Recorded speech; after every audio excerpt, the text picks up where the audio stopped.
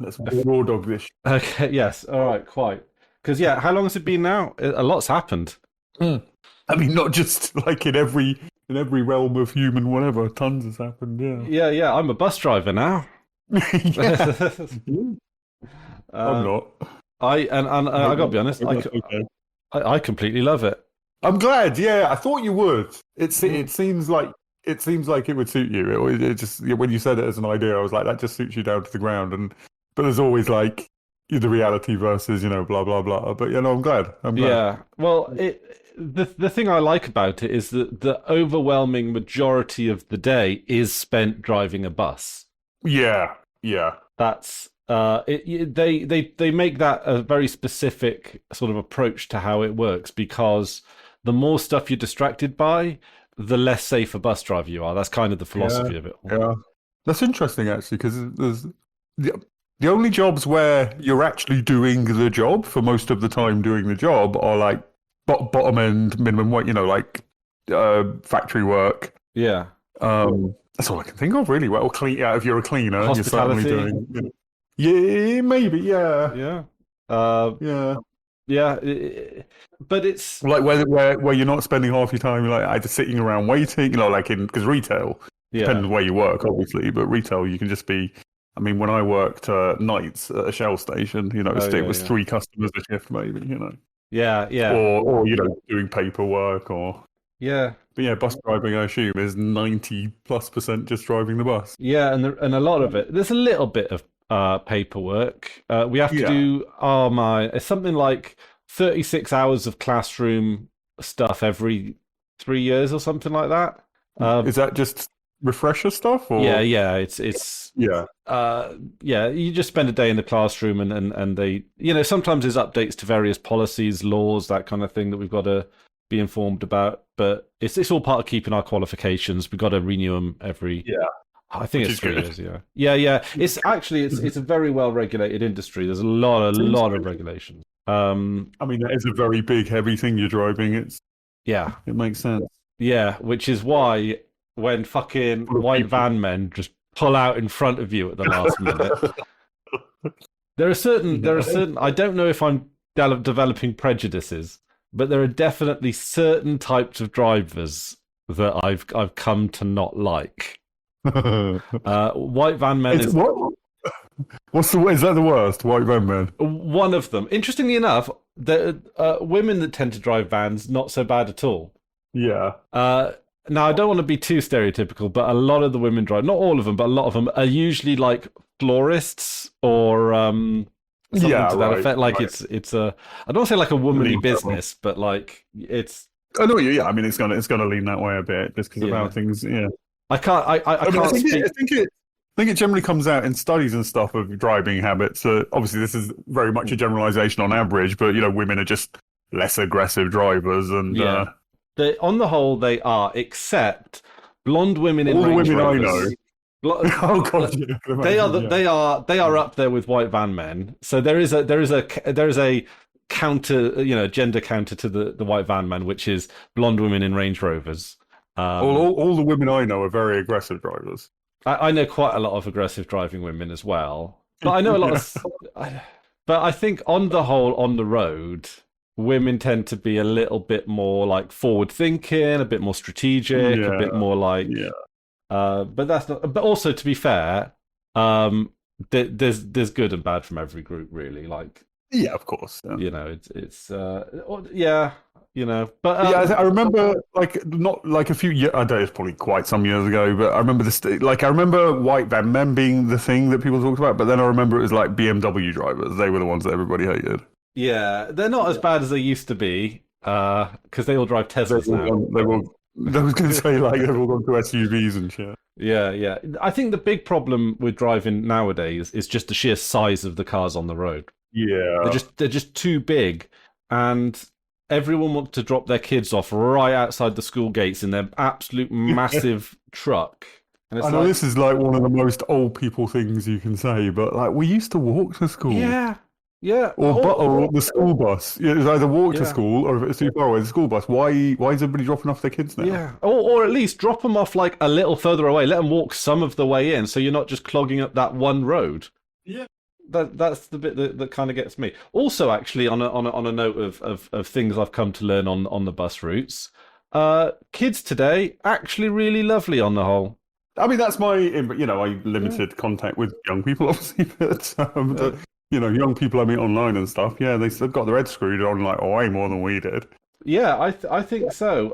They're certainly great passengers. They're certainly like perfectly polite. On some trips they get a bit noisy, but that's fucking kids for you, right? Like that's just Yeah, yeah, yeah. They're you having know fun. Yeah, yeah, they're just they're excited to get home from school and stuff. That's totally yeah, yeah. I mean, I honestly like I'm more worried about the boomers than I am about the kids. Like Oh I'm not yeah, worried about no, the for kids. sure. I think it's very easy to go into the realm of like kids. Yeah, like you were saying just now, like kids in my day, rah rah rah rah. But Yeah, no, no, it's the absolute opposite. Yeah, no, I think millennials, that was a shit generation, but like the Zoomers No, and the Alphas, I will say I know I will defend millennials. Boomers are a problem, um, yeah, because they have hoarded all the wealth. They a lot of their wealth that they have is inherited. They didn't even earn anyway. They lived through the greatest like period of prosperity that this country's ever known. Like well, and they had there was a series. It was a set of circumstances coming out of the war, hmm, economy naturally booming, full employment almost because a lot hmm of men died, house particularly in building. Europe. Yeah, house built projects. Yeah, government projects, social Yeah, welfare, house building. But more than anything else, insanely low property prices compared to now. yeah, So and quite they low they were food able to prices. build up assets. Yeah. Foods, yeah, foods remained relatively stable. It's kind of weird. The essentials for living, Mm. like basic food and housing and medicine and stuff like that, that's gone up. Yeah. Luxuries have gone down, Yeah. which tells you a lot. It's kind of interesting Yeah. because I get a lot of breaks in Gloucester. So like obviously as a bus driver we're mandated breaks. Yeah. These are mandated by European law and UK law, and there's obviously union stuff and industry stuff as well. So I will get like an hour here, an hour there in Gloucester just to do with what I want. And I do eat out a fair bit. Like I've got Yeah. Yeah. Yeah. the means for it, and I've got the time for it. There's nothing. What am I going to do? Sit in the break room and scroll on my phone for an hour? So I go out and see the town a little bit. But honestly, to eat out in just a standard sort of like restaurant really is not that much more expensive than cooking No, at home. that's the thing. Yeah, yeah, because the classic boomer response is, you say you can't afford a house or whatever, but you're eating out, 2 or 3 days a week, and you're going to coffee shops, and you got £1,000 iPhone or whatever, and like, yeah, Yeah, all those things are relatively much cheaper than they used to be, yeah. and houses are astronomically expensive. Yeah, and also not to mention to a lot of people nowadays, their £1,000 iPhone is a computer, like it's their computer. Yeah, yeah, yeah, yeah, yeah, You know, absolutely, if yeah, if yeah. you're sitting with a laptop, they're not saying, "Oh, you got £1,000 computer to do your business." No, it's just like, Yeah, no, eh, it's seen as frivolous a phone when for most, like you say, for probably the majority of people now, certainly globally the majority, it is their computer. Yeah, yeah. And I could use it. Like I could get rid of my. I mean, obviously, I enjoy using my computer in all its ways, but for the most part, my phone is actually it's a bit cheap. I paid about like 140 quid for it or something. But if I had a decent phone, I could Mm. hang out in the Discord room. I could, I hell, mean, hell, I could. I'm not sure I would. I'm not sure. I fucking hate phones. as a tool, they're fine. I For find, myself to use, I mean, sorry, for myself to use. Like, I don't uh, hate them as a concept. I don't hate them conceptually. Just I hate using them. yeah, yeah. I mean, I really don't like how locked down they are, and Google want to make them even more locked down. It's a very small screen, and I hate touch. I hate touch interface. But to finish the thing about boomers, so that they benefited from all these conditions, relatively high, well, very high corporation tax. That money was, put back into social Hmm. stuff.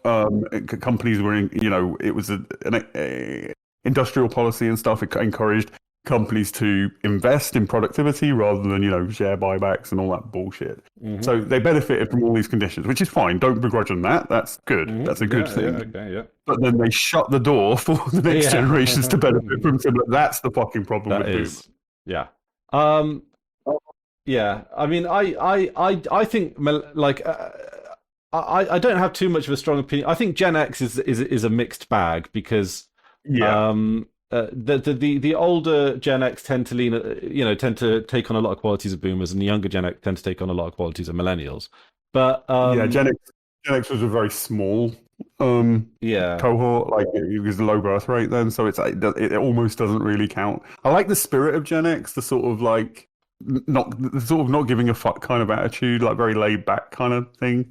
I enjoy that part of it, but that also goes hand in hand with like the apathy and the political apathy and stuff. yeah, a lot of corporate apathy as well. Like you look at like Mm. the MTV generation, it's well like MTV. It's still, especially from the way I see it, it's still quite a corporate world, albeit under the guise of it being a bit rebellious. Yeah, I mean, in a world of TV, it was, it felt like, I mean, it was never really a big thing in the UK. Mm. I think I had one friend who had access to it at some point, but yeah, in the world of TV, it felt indie and rebellious. But of course, yeah, anything coming over the TV is. I sometimes envy, uncommonly, America with its what's it called, like public access cable channels. Oh right, PBS, yeah. Not no, not PBS, Oh no. public access, which is where it was like TV stations where you could. It was like podcasts and stuff before podcasts, but on TV, where you could just go into a TV studio and do a show, and it would just be broadcast. Like no, like very very small viewership for that kind of thing. Yeah. But yeah, That does sound kind of amazing. It sounds a little bit like shortwave radio, where you can get all kinds of yeah, crazy shit on yeah. there. But I think I don't know. I don't think you even had to. I might be wrong about this, but I don't think you even had to pay money. I think it was almost like a public service. Like there would be a studio, and the cameras and everything were there, and you just did your thing. I think that's how. Maybe you That's paid like a little fee or something. I don't know. that's quite amazing. I think shortwave radio, you have to like make a deal with a station or something, but it's usually like £60 an hour or something, Yeah, right, which is right. probably what's that, about the same rate as Babe Station. So Babe station. do you remember that? I don't know. The name sounds vaguely It's that familiar. TV channel where the women shake their boobs. Oh, yeah, I think that was. I think that was after I stopped watching TV, so I was vaguely aware of it. But Man, that was a weird phenomenon. I don't even know if that's still a thing anymore. I don't even know if we've yeah, that even kind of. got take TV anymore. Like it's I mean, that sprung up after deregulation of of TV, didn't it? yeah. Like 90s under Blair, I guess. Maybe a Hmm. little bit earlier than that. When it was all deregulated, and then you just got this explosion of like channels, reality shows, and then the weird. I think for the longest time I didn't even know like you'd be flicking through the channels and you come across something and it'd just be like text messages scrolling up the screen and like a picture of something, and it didn't always feel explicitly sexual. Like it was just odd. Like I didn't really know what is this? What Yeah. am I seeing? Yeah. Also, and this was a very narrow part of that era of TV, was the video game channel. Video game channel? Yeah, there was like it's like Gamer TV or something, Really? and you could text in, and your message would go up on the screen about games and stuff, and it would have a game on, and then they would have game review shows and stuff, but then it would just it would repeat so Yeah. much. Right, right. So they'd only have like 3 shows or something a week, but it would just be one after the other. And then a little bit of just like, here's a picture and some text messages, or like Yeah, some sort right, of yeah. TV based game where if you texted in this happened or something. I can't. Gamer TV sounds horrible. Yeah. But then Awful. how much video game stuff on TV was there? Is really not very much. No, no, no. So I remember watching the same Hitman 2 review like again and again like 6 times. Because it was around that time, I think. I don't know if am I going to be the only one that sort of remembers this weird TV channel? Quite possibly, yeah. Yeah. Am I the only one that ever Yeah, watched it? the viewership of a channel like that at any given time was probably single digits. That is interesting because yeah, you're right. But at the same time, how much would it have cost to put that TV channel together? Quite a lot, I would imagine, right? I mean, I assume it's kind of like how it is on the web now. I assume if you got because the numbers are always a bit opaque. I mean, they're not with they're kind of what with TV, but basically you've got a channel, you can sell advertising slots to something. I guess I maybe. assume. I assume it had adverts. I can't remember. There might have been, probably. Or maybe it's just paid reviews of games. But there weren't that many reviews of games. I'd have loved it if they had loads of. Just Hitman 2 over and over again. Yeah, yeah. Just. But Uh, up next, Hitman 2 review, followed at 9:30 by a Hitman 2 review. yeah. Oh man. Do you know? Actually, In case you interestingly missed enough, one game I've been getting into is Mini Metro, which is quite an old one. I hate that game so much. I Like, don't know why I like it. I respect it's a well-made game, but it's uniquely stressful. Oh, I guess so. Yeah, yeah. Like whatever the stress centers are, whatever my brain responds to stress-wise, Mini Metro plugs into every single one of those fucking Oh, receptors. sorry, and I not just Mini feel- Metro. Mini Motorways, which is the same No, but with same thing. motorways. Yeah, Yeah, same. Yeah, yeah. No, that game. That I just feel immediately stressed, and then worse and worse the longer it goes on. It is not a pleasant experience for me at all. I quite like it. It fits into one of those games that I can sit down and play for 20 minutes and then just crack on with something else. I think the problem it's because I think I like games that are about sort of managing chaos Yeah. or managing near chaos. I enjoy them if there's a possibility of getting like an equilibrium. Okay, yeah, fixing yeah. But in Mini Metro, it's managing chaos and it's always in decline. It's always getting worse. Yes. And you're heading towards inevitably you're heading towards failure. And I can't cope with that. Oh, okay. When I used to make games at school, I all of my games ended up focused on that because like I didn't really have and I still don't have a full concept of how to put a game together. Like the technical stuff I can do, but there's a whole world of like gameplay mechanics and concepts that are just quite difficult for me to get my head around. I just don't. Yeah. I love games; they're one of my favorite forms of medium. But like, I struggle making them because of the same thing with board games and stuff like that. Like to make it interesting, but with a loop that kind of works. Yeah. So all the stuff I used to make was basically roguelike shooters or something. So you'd have a very basic loop and then you just do it and the game would get progressively harder until you died or whatever. Yeah. And then you'd get a high score. That's basically Well, I mean, that's where every new game I see where that looks interesting. Oh, it's a fucking roguelike. Like everything's roguelike now. Everything's that, just like the tight loop repeated until you fail. Yeah. It's a very And there's a place for that, and I enjoy that now and again. But I don't like everything being that. That's the type of game that if you're bad at making games that you make. Like it's just It's not even bad at making games. Just like limited time, limited resources. It's something that it exceeds its contents in terms of longevity, if you know what I mean. Yeah, yeah. But what would you? Okay, so counter to that, what's the opposite of that? What's the best made game with intricate loops and lots to do and maybe a story or something? I'll tell you about the two games I've been playing recently. Oh yeah. I've been playing a game called Amazing Cultivation Simulator, Oh okay. which is cultivation in the Chinese sense. So it's like Taoist qi cultivation, which ties into like Chinese mythology and feng shui and alchemy and all that sort of Taoist, culturally Taoist stuff. Mm-hmm. And it's about focusing your qi to become immortal. And it looks, and at the beginning sort of plays a bit RimWorldy. Like you have these cult members essentially, and you're building buildings, doing tasks, but in order to like heat or cool a room, for example, you're using feng shui rather than physics. Okay, yeah, all right. And then it's ridiculous. So your idea is essentially to become immortal, and it plays in the very surface level sense. It plays like RimWorld, but with this mythology stuff. And when you do your first cultivation, which is the thing in that thing, and so then you become an inner disciple. You no longer work, and you just focus on qi cultivation. Okay. And one of the things you have to do is you have an artifact which you use as a weapon, and an artifact is anything that you've turned into an artifact. So, for example, I had other cults like attack you and stuff. I had other cults coming at me, firing, and whatever your artifact is, it just like flies around the map, like attacking people. Okay. Yeah. And two cultivators came at me. One of them, their enchanted weapon was a shit. A shit. A shit. Okay. And the other one was a hat or something. It's just random objects that they've enchanted.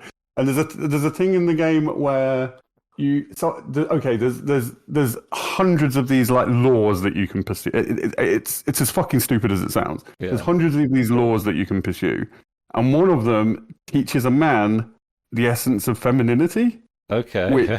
which if you're a man, turns you into a woman. All right. Okay. And because you're a woman, your penis falls off. Right. But your penis is also an ingredient in Chinese alchemy, so you can sell it. Okay. And you can also take a regrowth pill that regrows your limbs, and that will regrow your penis, which will immediately fall off because you're a woman and you shouldn't have a penis. But And essentially, you can farm penises for profit. I have anatomical questions here. Yeah. I mean, in terms of reproductive organs and the reproductive system, women have like many more components than a man. So Yes. you know, I always think this is a little bit of like nature being incredibly unfair to women, because if you think about all the shit that women go through with their reproductive organs, and everything that can go wrong, you know, from periods to childbirth, the whole shit. And what have we got? We've got a tube and a sac. Yeah, I mean, it is like the sack is inconvenient though. Like it has to be dangling on the outside because the temperature inside our bodies would be too warm for the sperm and would kill them. So we've got this little thing dangling outside our bodies with a fucking essentially a radiator system, a heat sink, wrinkly fucking That's skin. nothing compared to. No, not saying it is, but we could certainly be tidied up. Okay, we've got some notes for God if we like. We've got some. Yeah. Yeah, But I mean, period every day for your large portion of your life, and then menopause, and horrible. Not every day, every month, every month. Sorry. Yeah. It's so under this men learning femininity thing. Yeah. Do they grow all of these organs? Also, one thing, and I'm going to sound like a complete fucking idiot when I say this, right? But since women have substantially more, should we say, apparatus for reproduction inside their body, does that squish everything in a bit more, or do they just have less less intestines or something to make room for it? How does it fit? It's partly like the wider hips, right? Is to fit all that in. But I mean, the womb. The unoccupied womb is pretty small, right? So it doesn't take up much. I think it just goes behind things or whatever. I mean, it's clearly it's squishing up a bit. But yeah, an occupied womb with a fucking baby in it, I'm creeped out by pregnancy. It's not natural to have another fucking person living inside your body. I mean, it is kind of the very definition of natural if you think about it, really. I disagree. I mean, don't get me wrong. I'm sure we'd all agree that if women could just like lay an egg and then crack on with life, you know, put it in the airing cupboard. For 9 months. Or just pop it in your bed or something and just like, you know. Yeah. As long as it's kept warm. But no, having another person inside you, that is disgusting. Stop that. Well, okay. Take notes. Take notes there, God. What's the other game that you were playing? Black and White. Oh, okay. Yeah. It started a couple of days ago. I was in the mood for it, so I've just been tinkering around in white. Yeah, and I love it as I've loved it since it came out. It's a beautiful, amazing game. There's nothing like it. Okay, I never played it. Have you really not? No. Is it one I should get, or is it of its time? Yeah. No, I mean it is. In some ways, it is, but it's very much a Deus Ex or a Morrowind where it's a dead end. Like nothing ever. I mean, more so because at least Deus Ex and Morrowind are still games of that type. But Black and White, there's nothing really, and certainly nothing that went as far. Okay, I remember it having a really big launch. Yeah, no, huge launch. Sort of. It was one of the. I mean, it's Molyneux, so he talked it up. Oh, and right. It was a bit. It's a bit like, it's not quite what you promised, but it is still. Yeah. I mean, it is. It's a weird sandboxy, playgroundy thing that I adore. Okay, interesting. Also, I still need to get around to watching that playthrough of Morrowind that you sent me on Discord. Oh, that's really good. Yeah, for anybody listening, what's it called? Unguided Morrowind. There's it's somebody playing Morrowind for the first time and not metagaming anything, so not looking anything up in the wiki, not looking at guides, just playing it and only using the information they can glean from playing the game to play the game. that does sound pretty. I always try and do a degree of role play whenever I play Morrowind, but I can't help knowing where the good gear is. Mm. No, I'm terrible at role playing in games. Like I always just end up being me. I can't. Even to the like I've tried so many times to play Morrowind and go. I'm not going to do what I usually do. I'm going to like use magic. I'm going to pick a couple of magic schools, concentrate on that, and just it never happens. Like I just end up. I mean, it makes sense doing what I prefer to do, but I wish I could. And yeah, let alone like role playing. Yeah. I mean, there are certain like roles that like I like to play. Like usually they're like I usually base on my like sort of like do you know like moods that you have or like Yeah, phases that you kind of go through. Like I tend to sort of like follow that kind of vibe, if you know what I mean. Like so I like playing as monks where it's like it's quite minimalist. You don't have many items with you. You sort of that's actually what in the unguided thing. That's actually exactly what he's done. Yeah, it's one of the reasons why I sort of thought of you when I was watching it. He's literally he said I want to be a sort of like a monk and like blah blah blah. Yeah. Oh, awesome! I do quite like recently monks in sort of the role playing world. You know, in like D&D or. Well, when we were doing the D&D, you were a monk, weren't you? Yeah. And I had a great fun playing as a monk as well. So like like I like the monkey character because the monk character. Because it I don't know, like I don't know what it is. I just sort of like there's something freeing about not having to worry too much about gear as well. That's always something I quite like. So yeah, I always end up because I always end up with the Daedric Crescent and I so Longblade, sneak and security because it's Morrowind, you're going to do sneak and security, but I always go on armored.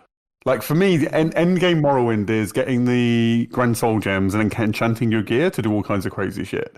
That is, and if I was min-maxing that, I would go like Daedric armor. It's got the maximum enchant points, the whole suit, so you're enchanting every little bit of it. Yeah. I don't do that. Yeah, I stay on armored just because I think it's kind of cool. Yeah, but then you just become some sort of super mage. That you are sort of practicing magic at that point. How do you mean? Well, if you're, I don't know. I mean, depends how you look at it. But if you were to go through this world, do your missions and all that kind of stuff, and you would end up, your ultimate character would be someone who does not have innate magical abilities, but has acquired excellent enchanted items that fundamentally raises you to the level of a wizard.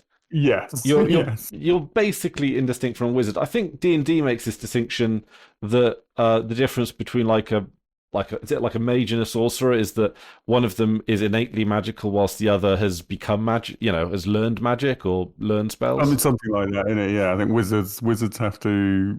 Yeah, it's based on intelligence, and they have to study. And sorcerers pull it from there. It's like a force of will kind of thing, right? Yeah. So you sort of become a wizard. Which one's which again? Well, I'm not wielding any magic. I am just wearing magic. I like to me, it's more like Achilles, like blessed by the gods, but fights like a person, But you're blessed by the person at the Mages Guild who you've paid a lot of money. You're more like Batman, really. Oh God, it is Batman, isn't it? Yeah, shit. No superpowers, but very expensive equipment. Yeah, money. Yeah. Oh, I always reckon that Batman is a fash.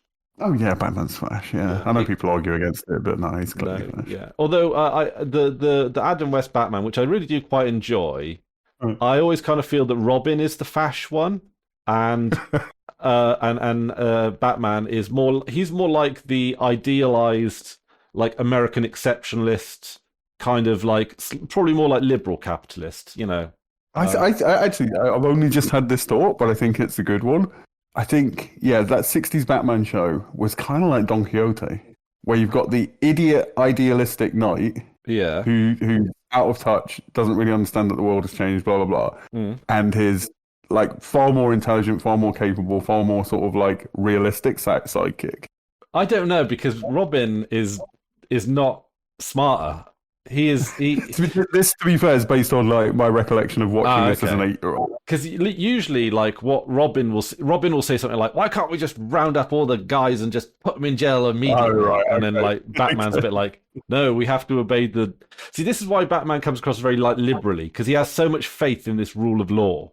Yeah, And then yeah. and then Robin's a bit more like, let's just kill him. I mean, I will say that 60s Batman, the Adam West Batman, Yeah. is divergent from any other representation of Batman ever made. Like, It it's is, very unique. but it's very interesting insofar that it's fundamentally Cold War propaganda. Yeah, yeah, And if you look at it through the lens of the Cold War, it becomes very interesting because basically Batman's trying to sell American exceptionalism, mm, and it's almost like he's trying to present the idea that the idea is less about the villains, it's more about the idea that the wealthy American elites are the ones to save us through their yeah. through law I and mean, order. I think, I know comic books have often been an expression of uh, comic books historically in America in like the 50s and that they were a way to express things that you wouldn't really be able to express explicitly, like the plight of black people, the plight of gay people suffering homophobia, with the X-Men and stuff like that. So I think they've got that side to them, but they've also got this very Nietzschean Ubermensch, Yeah. the strong man who has, if you've got the ability, then you've got the right to impose your will, kind of thing. So they're this combination of, which I guess is very American. It's very counterculture, very 1960s hippies. Yeah, this combination of fascism and sort of social progressiveness. Yeah, definitely. Yeah, I mean, I'm just trying to think now of what would be like a genuine left-leaning comic book character. I mean, isn't there one? I mean, I'm not super versed in comics, but No. I'm aware that isn't there like a red Superman or something, where a version of Superman where it was the USSR, he landed in the USSR, and Oh, is there? Okay. Soviet Superman or something. I swear there's something like that. Yeah, But but obviously from the perspective of they're the baddies. Not like I think I could be wrong on this one. I think the Flash might be a bit more in that realm, where he's a bit more like restorative justice and that kind of thing. my understanding, my contact with Flash is the TV show. I very much enjoyed the Flash TV show, so I know a lot about the TV show Flash, but I don't know how closely that relates to the comic book ones. And I do. He does seem a bit more, sort of genuinely liberal. Yeah. Like a bit more like because if you think about like the Batman world, like a lot of the problems in the Batman universe are created by Bruce Wayne and his peers. Yeah, Like yeah. he does charity events, but he doesn't. But he doesn't. The only systemic change that he pushes for is the increased violence against what he perceives to be criminals.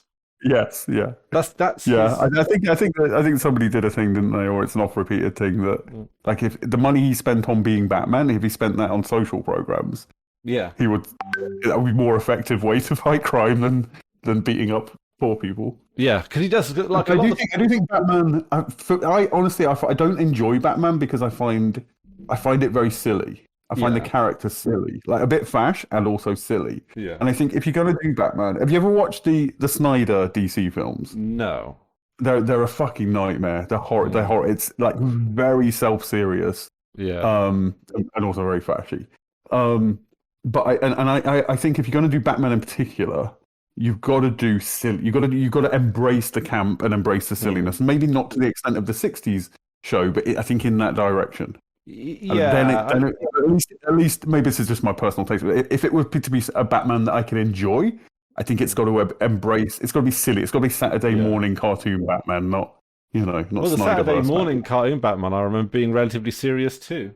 And when I said that, I forgot there was actually a Saturday morning cartoon. But I know what you mean. Yeah. Honestly, I will die on the hill that Adam West was the best Batman and the most enjoyable to watch. Yeah, I don't think I've really enjoyed any version of Batman that I've seen, including that I didn't like the '60s one. I mean, It was too silly even for me as a kid. I would say go back to it, but just for an episode or two. They're only short episodes, Yeah. and because they're Monster of the Week episodes for the most part, they do them in twos. So it's like usually a full like story arc will just take place over two episodes, but they're only like what half an hour, 20 minutes or whatever each. Yeah. You can BitTorrent them or whatever. Like it, and I don't know. Like I'd be interested to see what you think about just like pick a random episode from like in the middle. Yeah. I'll do that actually. 'Cause the thing is, I always, even in my childhood, I had a distaste for things from the 60s. Just the aesthetics and the mood and just the feeling of things from the 60s always felt a bit. Yeah, I don't know. I don't know what it is, but yeah, I always had maybe it is growing up in the 80s that instills that. But No, I kind of get you. I'm not a fan of the '60s aesthetic either. Never really, because neither of it us always felt particularly very like. sort of like cloying. Yeah, yeah. Well, I mean, I guess a lot of modern pop culture was still trying to find itself around then, wasn't it? Oh yeah. It's kind of coming into being. Yeah. Yeah. I will say, before we move on to it, Mhm. based on what you're saying, I think you might like the Flash TV show. Actually, I might. it has a bit of that. Yeah, like you say, it's a bit restorative. It's got that campness to it. It doesn't take itself too seriously. It's grounded without being overly self-serious. Okay. I think you could actually enjoy it. And it's very, especially the first season is very Monster of the Week. Okay, yeah, I kind of like that, and I noticed that a few shows that do that tend to fade away from it after a series or two. Yeah. The Flash does do that to me, which I prefer, honestly. The Monster of the Week, because it was always the villains in the first season of the Flash are always sort of like ironic. Yeah. Like this is often a thing in comic books, but I remember one that like he died by like lethal gas for being executed. All right. Yeah. And because of that, his power is he can turn into gas. It's always stuff like that. Yeah. Yeah. Like how Bruce Banner became the Hulk because of exposure to radiation, I'll never understand. There should be so many Hulks. All those people who worked on Chernobyl. Yeah. I mean, we still don't know how it happens in the Fallout universe entirely. Like, yeah. I feel like it's somewhat inconsistent. If they want the if they want ghouls to be a feature in a a subplot, they'll find a way to make them. Yeah. I feel. I think also it comes from an era that Fallout is very much harping back to, of like before we really knew what radiation would do to a human body, or at least in in the popular consciousness, we didn't really. And it's just a fun idea to say, because it will cause mutations. Yep. So it's fun to just follow that to a fun place rather than where that actually goes, which is just death. Yep. Yeah. I gotta be honest. I did enjoy the second season of Fallout. Fallout. I know you're not. I know you're really not fond of the show. Detest. Yeah, beyond. I fucking detest it. The first season, at least. I've not seen the second. I think the second is probably better. I think it would have to be. One yeah. thing I don't know. Speaking of Monster of the Week, I've been meaning to watch it for 33 years, and I got around to it the other day. I've started watching the X-Files. Oh, okay. I've seen a couple of episodes of that. How are you finding it? Yeah. I don't know. It's first of all, it's kind of. I mean, this is my fault for waiting around for 33 years to watch it, but it's so 90s. Yeah. Like it's surprisingly 90s. Yeah. And then it's weird. So far, I'm going to stick with it, but so far, it's kind of Monster of the Week. But like in the Flash, there'd be a monster. Some things would happen, some weird things. They'd sort of investigate the weird things. They'd work out what is going on. They'd confront the monster. Often, it would beat them once, and then they'd work it out, and then they'd come back with a plan and defeat the monster. Right? Mm-hmm. That's how it goes in the Flash and many TV shows. In X-Files, so far, it's like there's a monster. Mm-hmm. Monster does the things that the monster does. Mm-hmm. They go and investigate it. Usually, which one's which? Mulder will see something supernatural just as Scully walks out the room conveniently for 5 minutes. Like that's happened so many times already. Yeah. And then so they'll confront the monster. The monster will kind of win, and then it just sort of ends. Usually, like it doesn't. Or they'll sort of catch the monster, but not in a very narratively interesting way. It just sort of peters out. Each episode just sort of, here's a weird thing, and then just peters out. Yeah, I found that to be one of the more interesting things about the X-Files, because it doesn't shy away from the fact that weird shit exists, but at the Yeah, same time, it has to marry it with a world that people don't think it exists. yeah, yeah. But So, also, it will bring up some very weird things, but then often just not explain them at all. yeah, that's kind of its thing. Yeah. Yeah, so it's yeah, it is it's that feeling of oh God, yeah, I should probably mention this a week ago or so. Mm. I got clickbaited into some video Hmm. that was it was really interesting actually. So it was what is obviously a conspiracy theory channel. Yeah. And it was this person being interviewed, and it was like a 3 hour long video, and the video is 90+% just this dude being interviewed talking about what happened to him. Hmm. And this dude is like he's in his 50s, or my age basically, from like Pittsburgh, somewhere like that. I think it's Pittsburgh. Yeah. Working class, normal working class dude who had the feeling of just being like a very ordinary, down to earth. Probably does like a manual labor job. Hangs out with his friends in the bar. Has a what? Just a dude, just a normal middle American dude. Hmm. Like kind of with that no nonsense, not given to flights of fancy, that kind of thing. Hmm. And he told this story about when he and his friends were 14 Hmm. and they lived in a very rough area with this abandoned steel mill. Hmm. Um, and they used to go and hang out there, but there was also a lot of mafia activity and various other things and wild acts of wild dogs as well. Okay. So they used to go with guns, used to take guns with them. And they used to just go into this steel mill, like build a thing, have a bonfire, just kids hanging out. Yeah. Yeah. And then he describes this scenario where I'll speed, obviously a 3 hour story, but I'll speed Yeah. through it. They hear this weird thing outside. They go outside.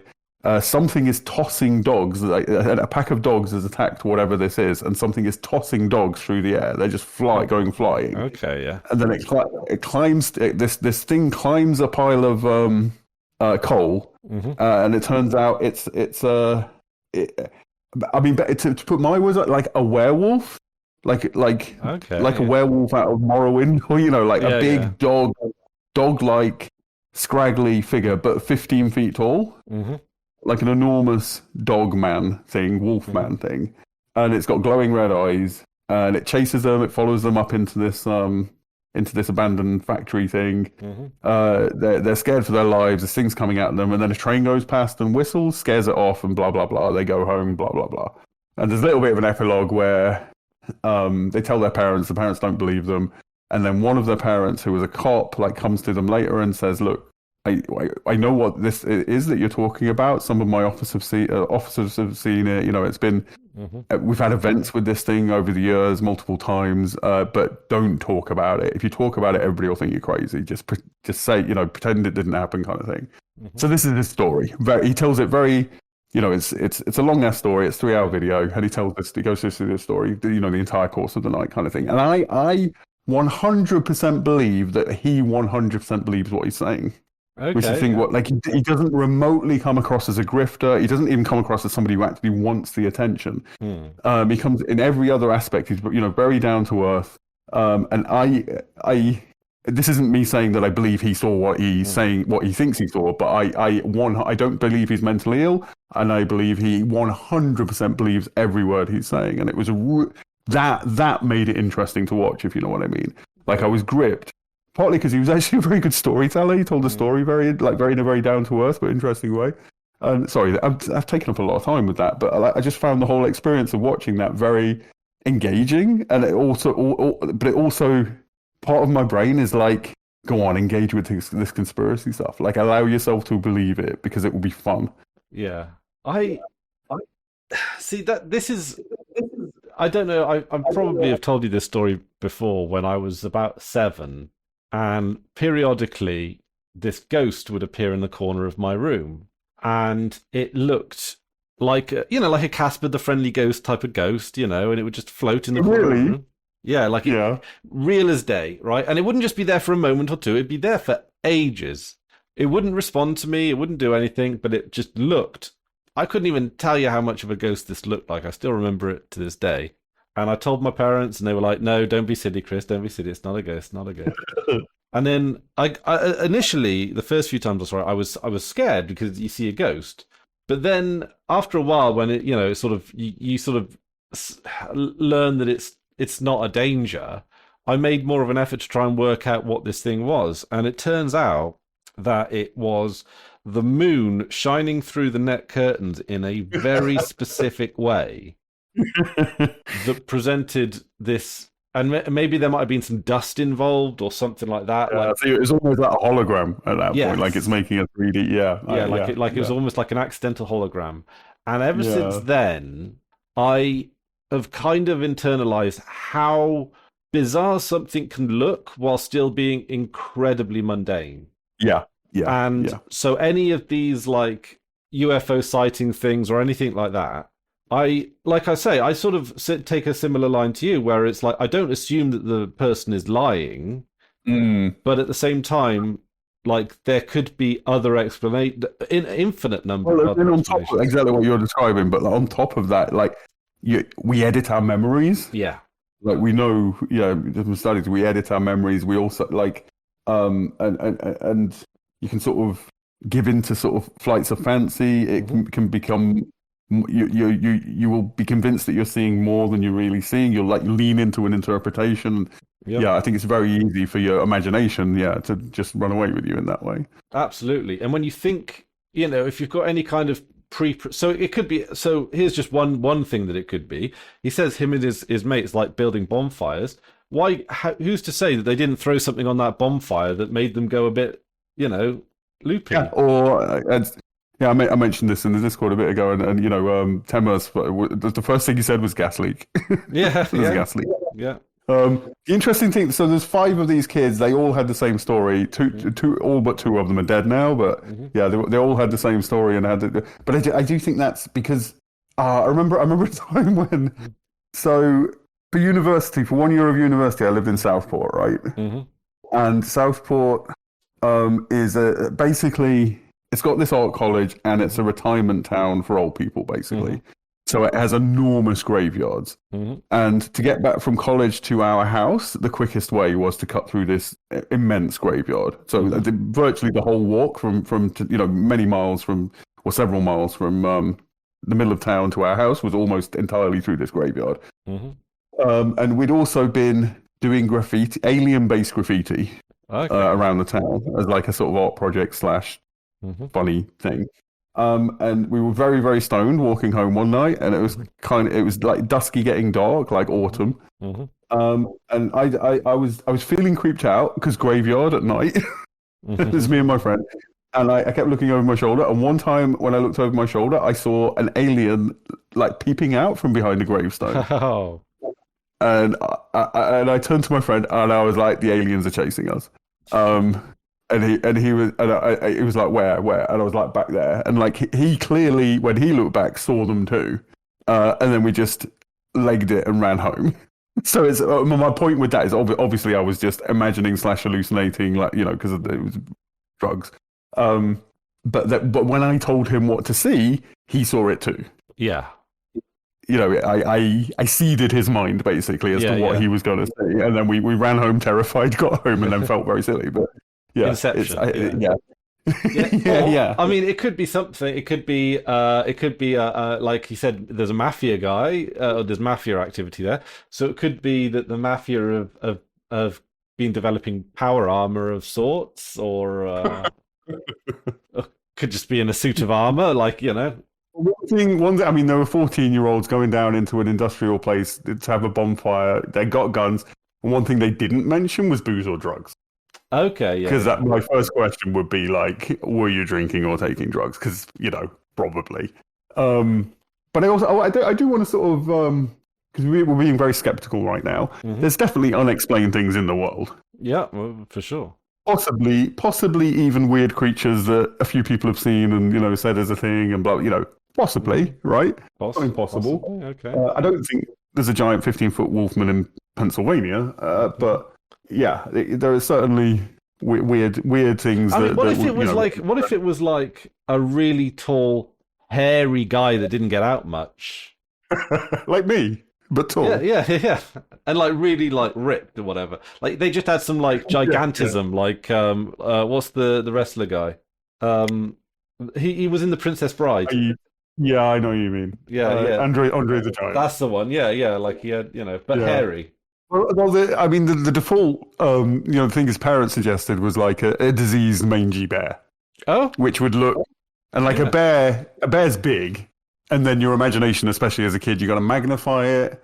It's going to, reflecting the light in its eyes. It would look weird if it was diseased and sickly or something, something Mm. along those lines is probably the most likely explanation. But yeah, I mean, I think there probably is a mundane explanation for Well, this. if it was like a rabid bear, that would make a lot of sense because it would also explain the police being like, we know that there's this bear on the loose. They might not know it's a bear, and their cops might not be that bright. Well, Like we know what American cops are like. if the part about the conversation with the cop is accurate and not been edited by memory and like because this is all for them 30 plus years ago. Yeah. If his reporting of what the cop said to him was accurate, my suspicion would be that the cops had seen the same thing that they'd seen. It's not a monster, but it's something because superstitions and these stories, like it's not like adults are not prone to this kind of thing. Maybe the like you say, he edited this in his mind a little bit, and it was actually maybe the cops were just offering a bit of advice, saying, "Look, don't go around saying that you've seen a fucking werewolf because you will be outcast as the town crazy." Maybe that was just what they were saying. Maybe it's not like a lot of times, because I, haven't been a journalist, have a decent amount of insights into things like local governments and stuff. And I regularly come into people that go, "Oh, they're doing this because of this, or this because of this," and it's like it's usually because no one's, like there's rarely ever any kind of like insidious plan behind the scenes or anything like that. We like our brains are key to enjoy narrative. Yeah. And a conspiracy is an enjoyable narrative. Yeah, and just because a cop tells you not to say anything doesn't necessarily mean there's something to hide. It might just necessarily... That's sort of what I was implying with the edited memories. Yeah, and the cop says don't tell everybody about this story. Everybody's going to think you're crazy, and them taking that as a wink, wink. Or they'll start getting loads of calls in from like the town drunks that'll be like, I've just seen the bear. You've seen the wolfman. Yeah. I have a question though. Mm-hmm. Say you were alone in a house, so nobody to like confirm or whatever, and you saw something that like just on the face of it, absolutely could not possibly be explained in a mundane way. Okay. Like a monster. A monster is right there. It's a giant monster sitting in your room, glowing eyes, smoke. Whatever kind of monster you're imagining, and it's talking. It's growling and talking to you or something. Yeah. That can't be like a trick of the light or whatever. You know what I mean? Yeah. Okay. Yeah. What in that moment? What's your assumption? That there's something wrong with me. Yeah, like I'm having a psychotic episode. I need to see somebody, kind of thing. Yeah, that kind of thing. Yeah. Yeah. I think the same for me. It's hard to tell until that moment comes, I think. But I mean, that's assuming that it can't possibly be a trick of the light, and like I was having a conversation with Martin Luther King or something. yeah. I think because barring actually taking drugs when you expect it, like the only time I've had hallucinations is from sleep deprivation. Yeah. And when that happens, it's not anything as concrete as that. It starts off as auditory hallucinations, and then I start seeing things. But those because I know what it is, it just makes me laugh. Like I see a thing that I know isn't there, and I'm just like, that's cool. I get a little like, I don't know, it's like a distraction thing if I haven't had sleep, where I think I see something out the corner of my eye, and then I look and I see that it's nothing. Yeah, that definitely happens. Yeah. I have not had much in the way of hallucinations at all, to be honest. For the sleep deprivation, you have to stay up for. Yeah, I would say the auditory hallucinations start after like 2 days awake, and then you start seeing things at like 5 days awake. Okay, I've never been awake that long, so yeah. The last time I did that, I got to the point where because obviously your cognition is not working properly. I firmly believed that I was the first human being that didn't need to sleep anymore. I mean, I've cracked it. I've solved it. I'm all good. This is the 8th day awake, and I feel fine. I don't need to sleep anymore. I'm like, is that a secret? Is that like when you haven't eaten in so long you don't even feel hungry anymore? Yeah, probably. Yeah, and then you die. Yeah. Um, oh, also one thing that I should say on just before I forget, because this has happened since before the last freeboots we've done. I have started a new little audio blog on my website. Have you seen it? I think you. Yeah, Yeah. I assume yeah. so. No, I'm a listener. I love it.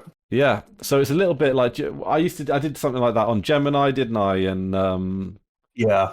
but so basically, my sort of work schedule at the moment, and this will probably help us with freebooters a little bit, getting freebooters back on track. Is I now work a 4 hour day, a 4 day week. Yeah. So, and I'll know what times, I've got a schedule now that I've passed all the training and done all that stuff. So that's a decent amount of time to. So I'll even probably have time forthcoming for to get back into Divinity.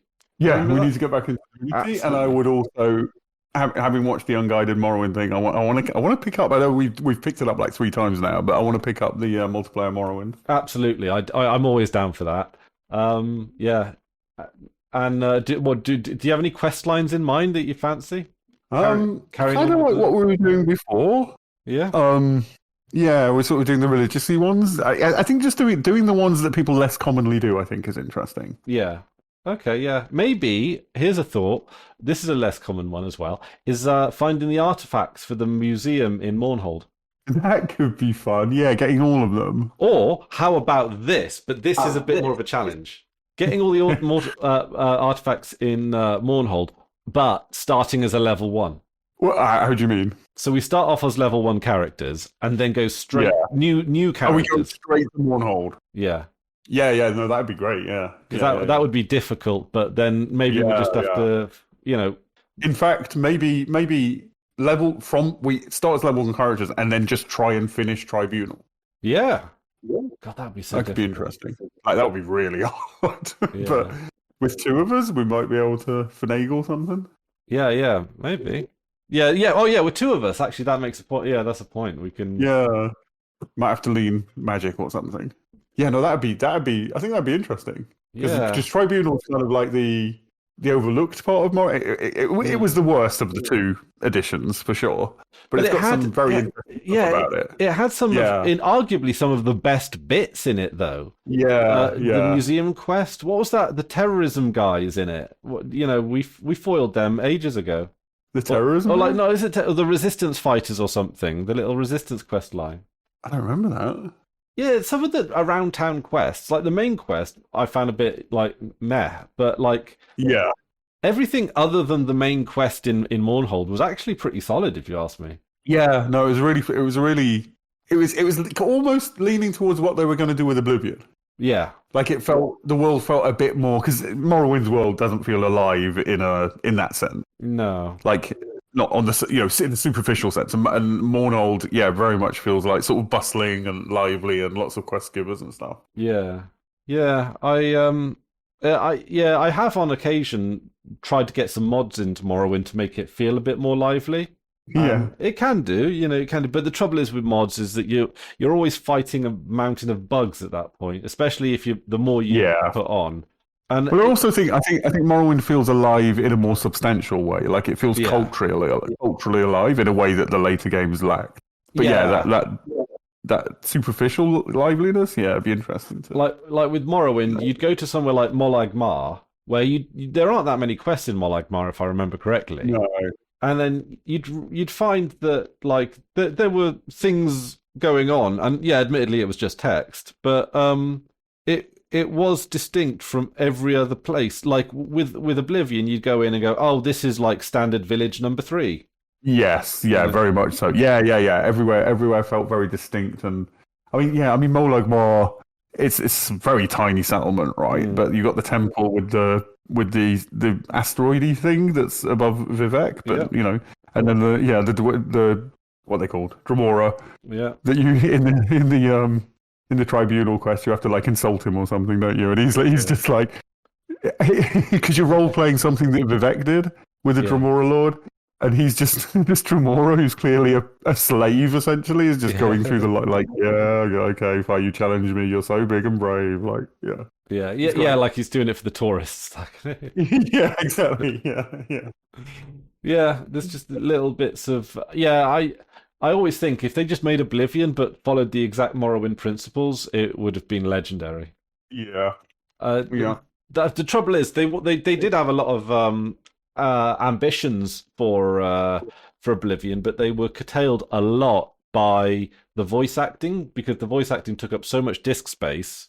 They had to yeah, cut back on everything else, and yeah. I mean, voice acting for me, I'm hostile to voice acting at this point. Text is better.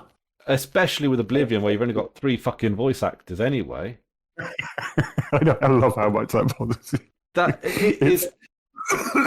There's I only notice it, but it doesn't bother me as much as it bothers you. For there's sure. like three distinct faces and there's like three distinct voices. It's But also like, I think part is like there's three distinct voices and two of them are kind of fucking annoying as well as part yeah, of it. yeah, Like, yeah. Oh man, it's just like it could like it is one of my favorite games of all time in the world, yeah. but it Never gave me that feeling though. Like again, like Morrowind barely any voice acting, but it did that thing where people would respond to you with voice lines when you walk past them or something. They would respond Yeah. to you with voice lines that were essentially how they responded to you vocally was determined by the clothes you were wearing and their faction relationships. yeah. And sometimes So your skills. and sometimes what? Sorry. Your skills. If you had a skill above 80, they would sometimes remark on that. Oh, really? Okay. I think that's Morrowind. It might just be Oblivion actually. I can't remember. Oh, I don't know. Skyrim does that, but I thought Skyrim was the first. Anyway, but you walk into it in the beginning of the game when you've just got off the boat, you're in rags, you walk into a place and you feel out of place because of the things people are saying. Like, I can't remember the ones they say when you're, but it's just like, who's this cunt, basically. Yeah. And then like 30 levels later, you walk into a place and they're like, wow, nice to see you, Yeah.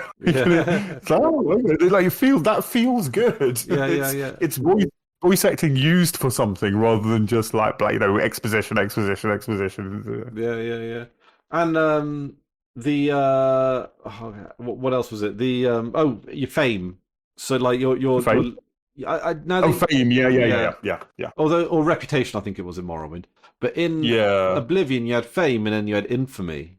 Yeah. And I actually really quite liked that system. So if you were doing a Dark Brotherhood or a thief, well, actually, I don't know if you even know if Dark Brotherhood had any effect. But if you're doing like a Thieves Guild quest or something, you get infamy up as well. And there would be certain. The Elder Scrolls games always. I think I always find myself like. I mean, maxing isn't the word, but it's like semi-exploiting, which I don't think is a problem. It's what the games are made for. But like, as soon as I knew that what's the cowl called of the Thieves Guild cowl thing? Oh, the cowl of the Grey Fox or something like that. Yeah, the grey cowl. I think. Oh, it's called, Nocturnal Shroud. That's it. Isn't it? That takes on if you're wearing that. Yeah. The infamy goes on the cowl instead of on you. Yeah. So basically, as soon as you've got the cowl, you can avoid any further infamy. Oh, okay. I didn't actually know that. Yeah, it's really handy. And then if there's an infamy check that requires high infamy, you just slap on the cowl, 1,000,000 infamy. Yeah, but doesn't You the go. cowl already have a shit ton of infamy? I think maybe. Yeah, I can't remember honestly, but it seems like it would.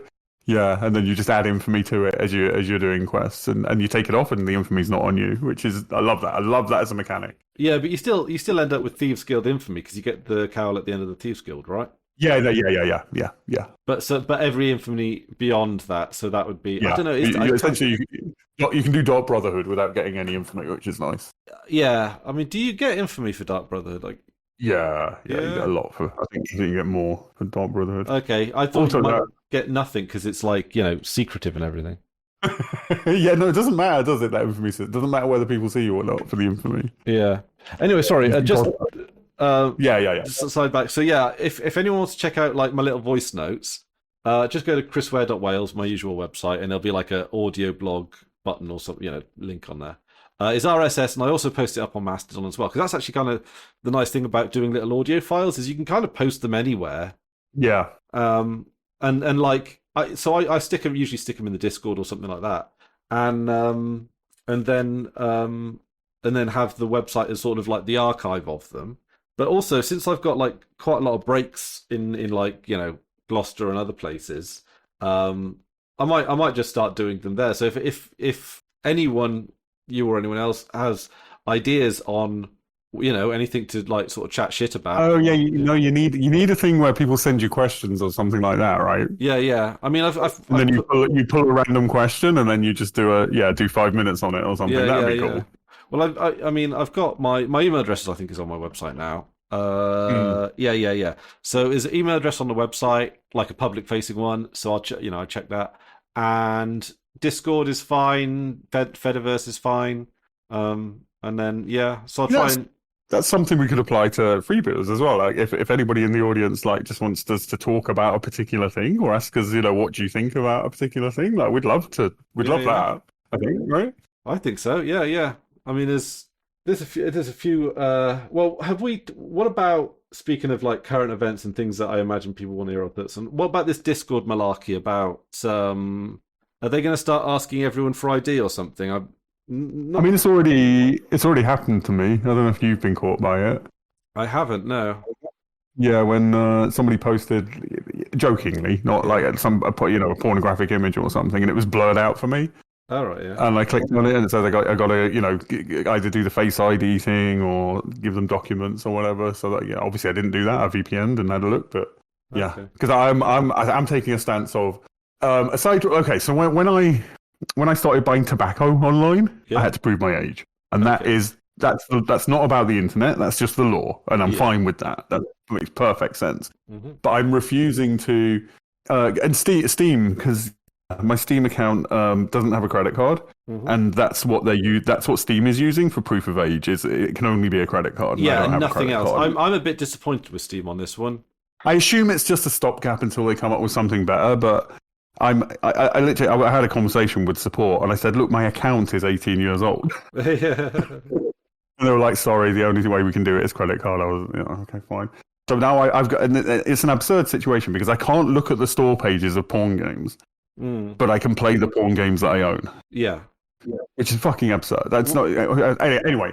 My point is, I'm not going to engage with any of these prove your age things. Mm-hmm. If the choice is prove your age or don't use it, I'm going to not use it. I've decided today it's not going to do anything. It's not a boycott or anything, but just for my own, because I don't, apart from anything else, I don't like being infantilized in that way. But more than that, I don't think kids should be infantilized in that way. That's not the way to solve these problems. Don't treat the kids as like a separate class of people. They're people coming into their being. It's disgusting. But like that. The conspiracy theory about all of this that I actually kind of give some credence to is that this like AI bubble thing that's happening. Like there's a lot of like artificial job for AI. Yeah, it's a job for AI. Yeah, basically. Yeah. And I think that's really what it fundamentally comes down to. Wing posted something interesting. Is another sort of like conspiracy theory as to let me just find it quickly and then summarize it because it's interesting. I'll tell you what, just 1 second. While you go and find that, I'm going to pop us on pause and just run to the bathroom. Yeah. Okay, we're back. Have you found the thing from Wing? I did. So in a nutshell, advertisers are losing faith in like social media platforms as a good place to advertise because it's all bots. Why pay money to advertise to bots? Mm-hmm. So this age verification and ID in general to prove that so essentially it proves you're a human. It also gets them around the laws where you're not allowed to advertise to children. So you can they can go, okay, no, but we know who the humans are. We can target advertising at them. So keep paying us money, please. Did he post that in Discord? He did, yeah. Yeah, no, I read that. That's spot on. And it makes it. I mean, it goes without saying to the point where we haven't said it, but obviously the real reason for this stuff is just more surveillance. Like they just want to track people, and that's it's nothing. It's nothing to do with protection of children. Nothing. Any of these other effects are. Side effects, but it's about surveillance. Yeah, because if they wanted to protect, like, here's the thing, right? And we may differ on this opinion, but I think that there's a substantial argument to be made for banning social media for under 16s. That doesn't need age verification or shit like that. It's just a law, right? Yeah.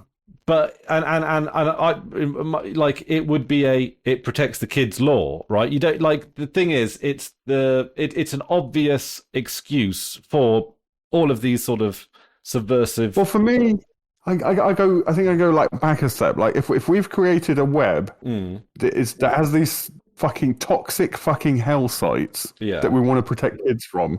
The problem isn't that kids can access the toxic hell sites. The problem is that these toxic hell sites are toxic hell sites, and we should do something about that. yeah, I would rather than banning social media for under 16s, I'd rather just ban social media or a certain definition of social media that that algorithmically attention economy driven. Like just ban that. yeah. My specific beef is particularly with the algorithmic stuff. So I'm not plugged into a lot of it. The only social media I'm on is Fediverse and LinkedIn, but I log into LinkedIn like 3 times a year to update my professional stuff. Like it's literally all it. There's one thing that you could do which would fix virtually everything, which is just ban advertising online. Yeah. I mean, that would kill all the big social media sites, kill YouTube as well. Like, which I'm fine with that as I enjoy YouTube, but yeah, let's just go back to a homemade, homespun kind of internet that's smaller. There's less there, but what there is of quality and is made by people. But also, I'm sure I've mentioned this before, but a good alternative to YouTube is podcasts. I know a lot of people that listen/watch a lot of us, watch us. They like a visual element to it, and which I mean, that's not prohibited. With podcasts, there are video podcasts that don't use YouTube, but I think that it is an incredibly powerful and successful thing that we have done to keep podcasts alive in a decentralized way. It's actually kind of amazing, isn't it? Yeah, they've not been captured. It's sort of, I mean, iTunes gets a lot of it, Spotify gets a lot of it over time. They've got more, but it's still a thing that could very easily escape that. Yeah, and also, it's not sure, there's you got your RSS subscriptions, you got various directories of podcasts and all that kind of stuff, and that's great. But also, at the end of the day, you can just visit a website and press play. It's I know it doesn't make it as on your plate discoverable, or links in social media or whatever. Like it's so adaptable in that regard. Well, I've been thinking about this a lot, right? And the discoverability thing. Like I still get most of the things that I watch are recommended by people I know. Yeah. Very, very little of my actual recommendations or at least discovering new things comes from recommendation algorithms. Most of it comes from people. Yeah. So and that would work the same, whether it's centralized on one site or not. Yeah, there's a lot of stuff that gets recommended to me through the Fediverse that which I would count as. I think I'm backing off from. I don't think, like, full respect to the project, but I don't think PeerTube is what we want to do instead of YouTube. I think I'm backing away from the idea of everything being federated. I think there's a value to, like, when I think back of like what I think of as the ideal internet, and a lot of that was like web forums. And they weren't federated, they weren't connected to each other, and then being sort of like semi-isolated little, like they were still public, you could get to them, but everything wasn't connected to everything, so there was a bit of isolation, and that, I think there's value in that, in a little bit of isolation, not complete isolation, but there's value in being a little bit disconnected from everything. And I'm thinking that in terms of, I'd love to see a world where what Wing is doing it, where you just, if you've got videos, just put them up on your own site. Yeah. Maybe they've got to be a bit smaller. Maybe they're, if it's not something where the detail is particularly important, maybe it's 480 and, blah, blah, blah. And, but I'd rather have, you visit your friend's site and it's got their videos on it. Yeah. I think I'd rather have that than PeerTube. And I've sort of backed away from, I've not really been on Mastodon lately. And I think it's partly that, I'm sort of turning away from Federation, and partly just it's full of fucking liberals now. The 2 or 3 Twitter exoduses has just meant it's fucking 90% liberal shit, lib brain tape. That would be just as a side note, all of my videos, wherever they may be, I've popped them. You can get to them on my website in the video archive, where I've just slapped them on filing. So cool. It's video archive. So basically, just as a side note, not to like self plug too much, everything about everything you can find on that I'm doing and all that kind of stuff. It's just on my website. That's my Yes, that's good. That's good. I mean, yeah. there's points, because depending on what you do, there's a point at which that would expensive. But I think the point at which really, for most people, that matters. Like you've probably got enough people to do like a because I like Patreon as a model of fun, or Patreon that didn't take a profit would be ideal. But that model of rather than sponsorships, rather than YouTube, I like the idea of people who enjoy your stuff just give you a bit of money, Yeah. and then the stuff is available for everybody. Like, and you could do that through your own website. I could pay for your hosting costs. Well, someone I think it's an anonymous donation, but I get about €9 a month from LiberaPay. I don't think I cool. know who that is. That's enough for a bit of storage. Or No, that covers it all. That covers it all. Yeah, right. So yeah. Well, because the video archive is just done on the File and Lifetime plan, which I got on Black Friday for a steal. So that's basically free hosting for the videos. The Hetzner Freebooters server is about what's that, 4-5? It's less than £5 a month, and that holds Freebooters stuff, all of my stuff, anything. If you ever want to use that for anything, by the way, Drew, it's yours for the taking. I think I want to set up a forum. I think I want to do a forum. Yeah, If totally. that's okay. Yeah, okay. Yeah. All right. Well, I'll give you a pseudo login, Cool. a root login, or whatever. You know what I mean. A login with root privileges, and you crack on with any of that.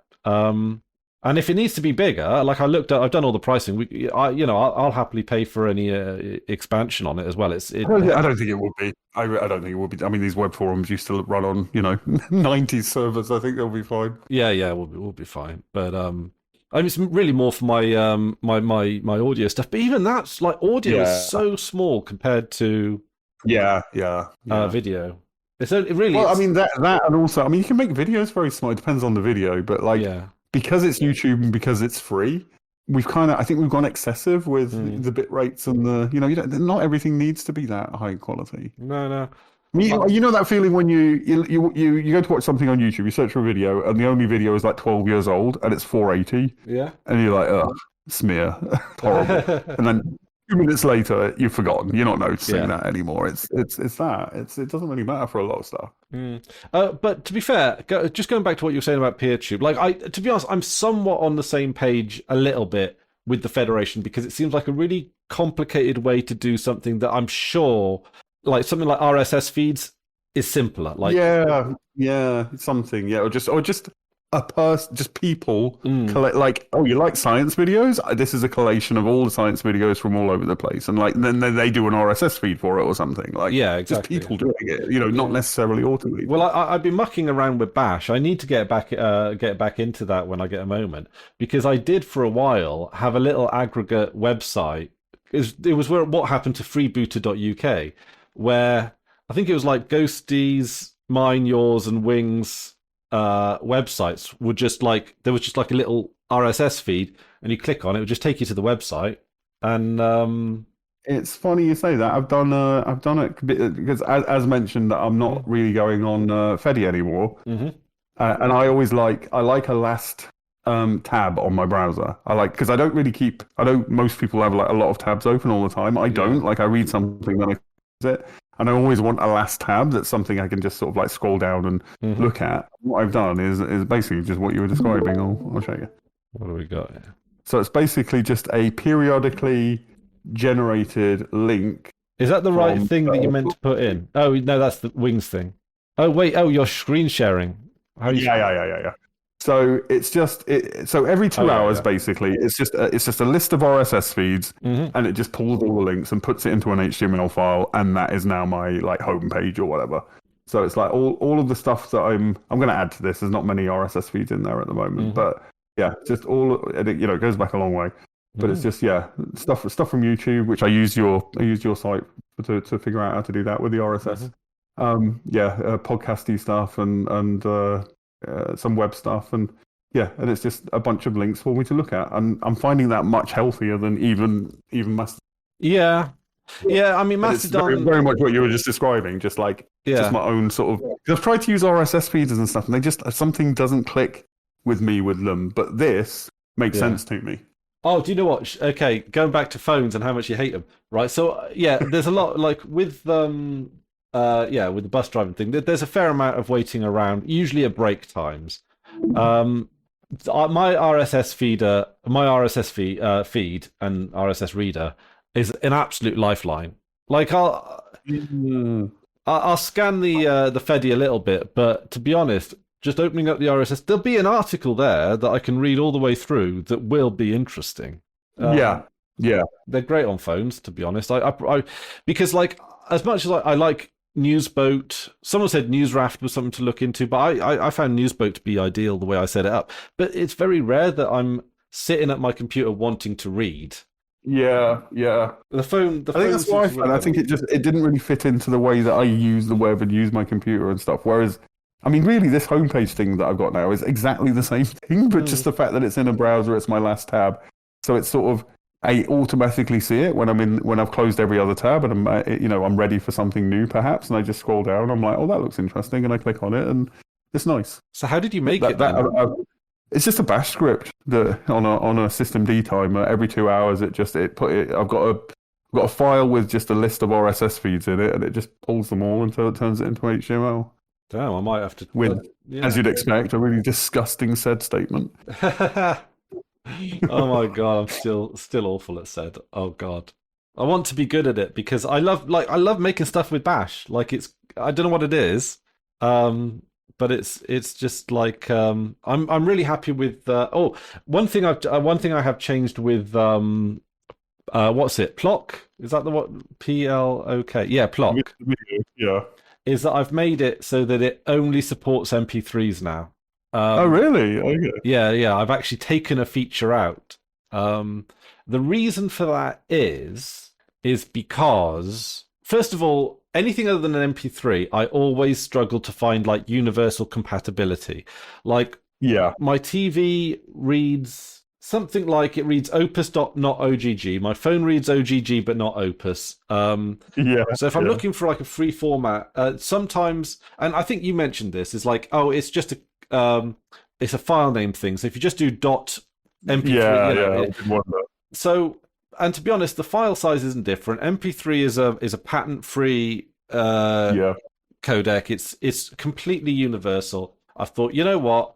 For the sake of, because Opus is a great codec.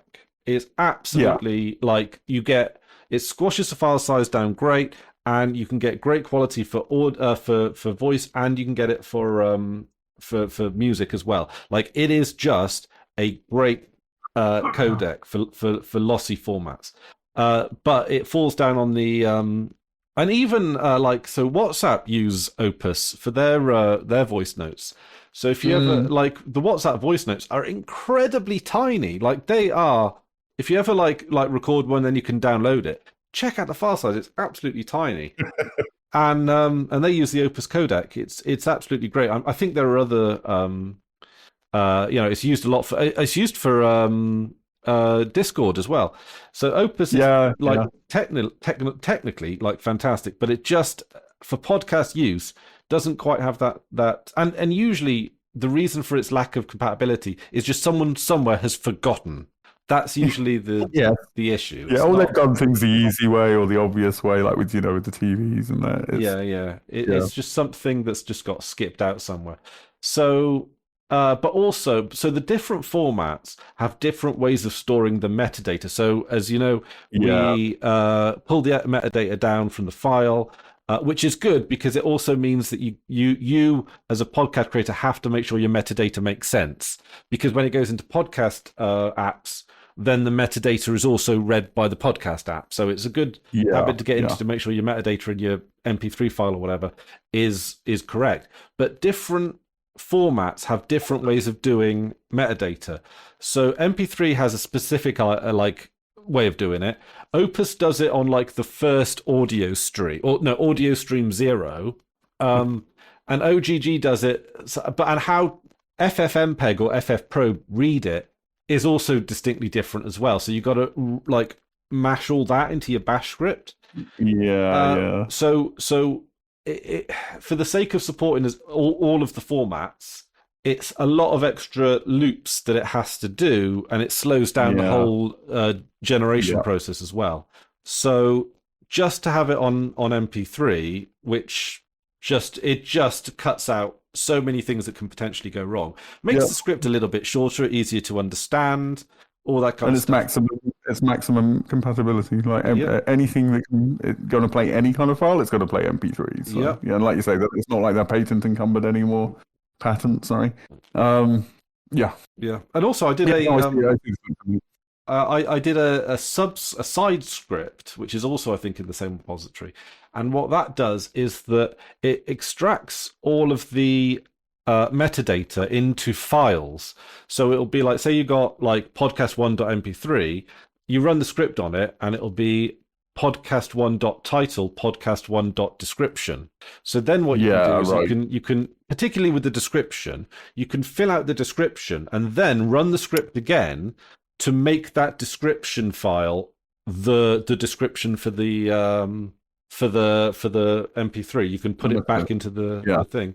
that's cool. You don't Yeah, need to do that. There's many other tools about that do it, but it just and you can yeah, do yeah, it yeah. en masse as well. So you That's can cool. do you can extract it star dot star or whatever and just goes zoom or star dot mp3 or whatever, and then so if you want the same description for a whole bunch of files, you then just duplicate that description or whatever, Yeah.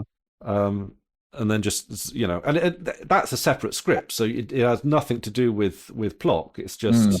It's just a way to, particularly because with descriptions, you can use like ffmpeg to do the description, but then you've got to make it a separate file and then rename the file. There's like a whole bunch of Yeah, steps. yeah. So the script just automates all of that and just makes it easier to edit the key bits of the metadata really.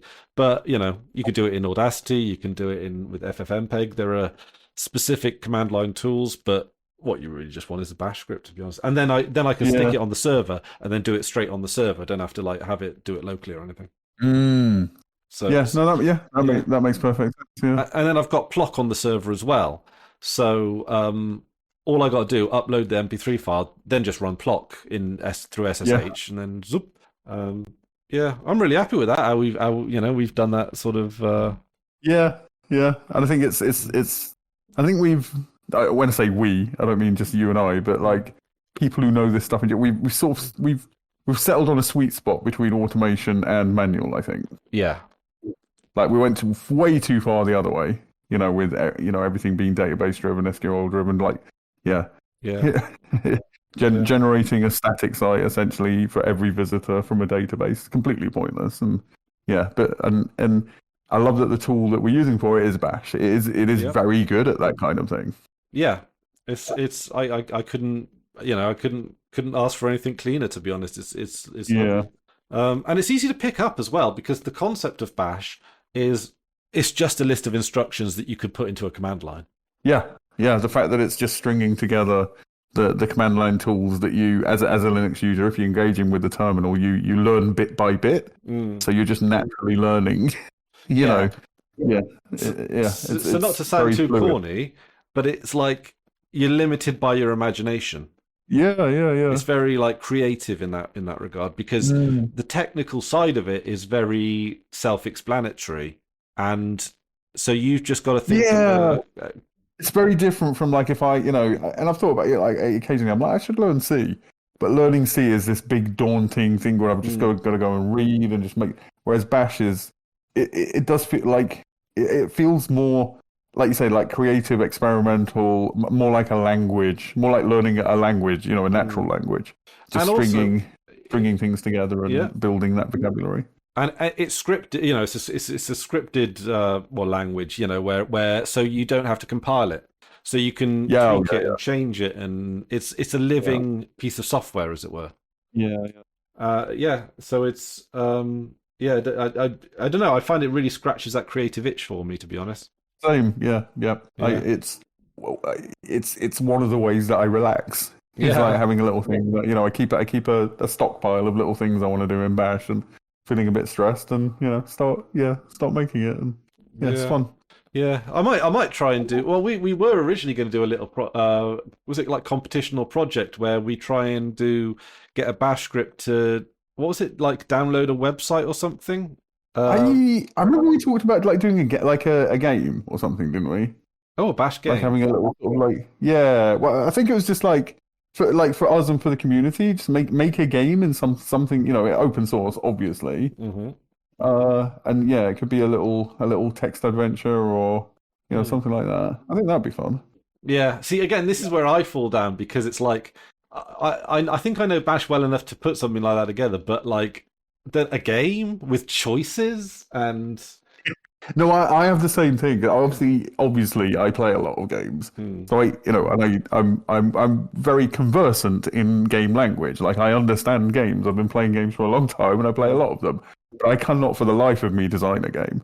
I No, can't think of how should the systems work, and I don't have whatever part of the brain that does that is mine yeah. is weak. I don't have that capability. But I could maybe do like a little text adventure. Yeah, one of the Twitch streamers that I on occasion watch designs like board games and role playing games just for Yeah, fun, no, that's mad to me. and that's Yeah, just like yeah. yeah, it's absolute like incredibly impressive as far as I can tell. Mm, It's just a shame Twitch, man, because it's rubbish. mm. Oh, I wish I liked. I like. So we've got. So recently, just a bit of backstory for people listening. We've switched servers from DigitalOcean to. Is it Hetzner? Yeah, Yeah, which are very good actually. So I do, I do recommend them. They're the ones that like most people in the Freebooters Discord use, right? yeah. I think Wing Ghosty, and they use that stuff. Yeah, they're Yeah, very, very good from what I've from my current use so far. I think they're cheaper than DigitalOcean and they offer more space off the bat. But then they've got plans for additional storage, which I think just mounts a device on that is like the storage device, and then you just use it as a mounted storage device. mm. So if we ever need more space like that, then we can do something like that. And it's incredibly reasonably priced and straightforward. And so yeah, but it took me a little while to get stuff set back up. Just because I had to sort of build it bit by bit from the ground up. Moving the sites over, I did in an hour.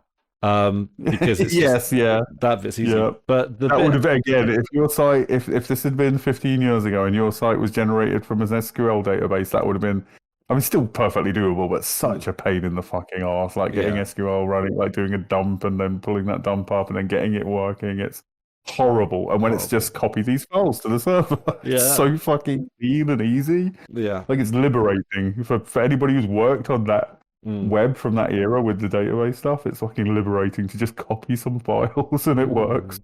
But the one job I kept putting off, even though again this is also a very easy job, was getting Omecast back going. I don't know Yeah, why. I don't yeah, know why I yeah. put it off for a couple of weeks or something. I It's guess a little maybe. bit daunting, even though it's a very good install script on that thing. Yeah, yeah. I mean, I do it super manually. I get the executable. I put it in. What's the special drive thing? I put it in the folder. I create a specific user for it and a group, which you Hmm. don't have to do. Like I don't think most people do, but and then then I do the system D, what you call it thing, which Unit again file, not yeah. everyone does. Sometimes people just leave it up and running, but it's Yeah, yeah. the system D thing, which is really good because it means if it crashes, it restarts in 5 seconds or something like that. Yeah, yeah. So that's quite nice. It makes it a little bit more bulletproof. Anyway, it's up and running now, so we should stream whenever we get a chance. Yeah. It's the same address, live.freebooters.uk. But I might have lost some subscribers. So some people on the Fedi might be subscribed and then need to like unsubscribe and resubscribe or Yeah, something. right. 'Cause Yeah, I could have yeah. given it a different URL, but honestly, like I don't know, it felt wrong.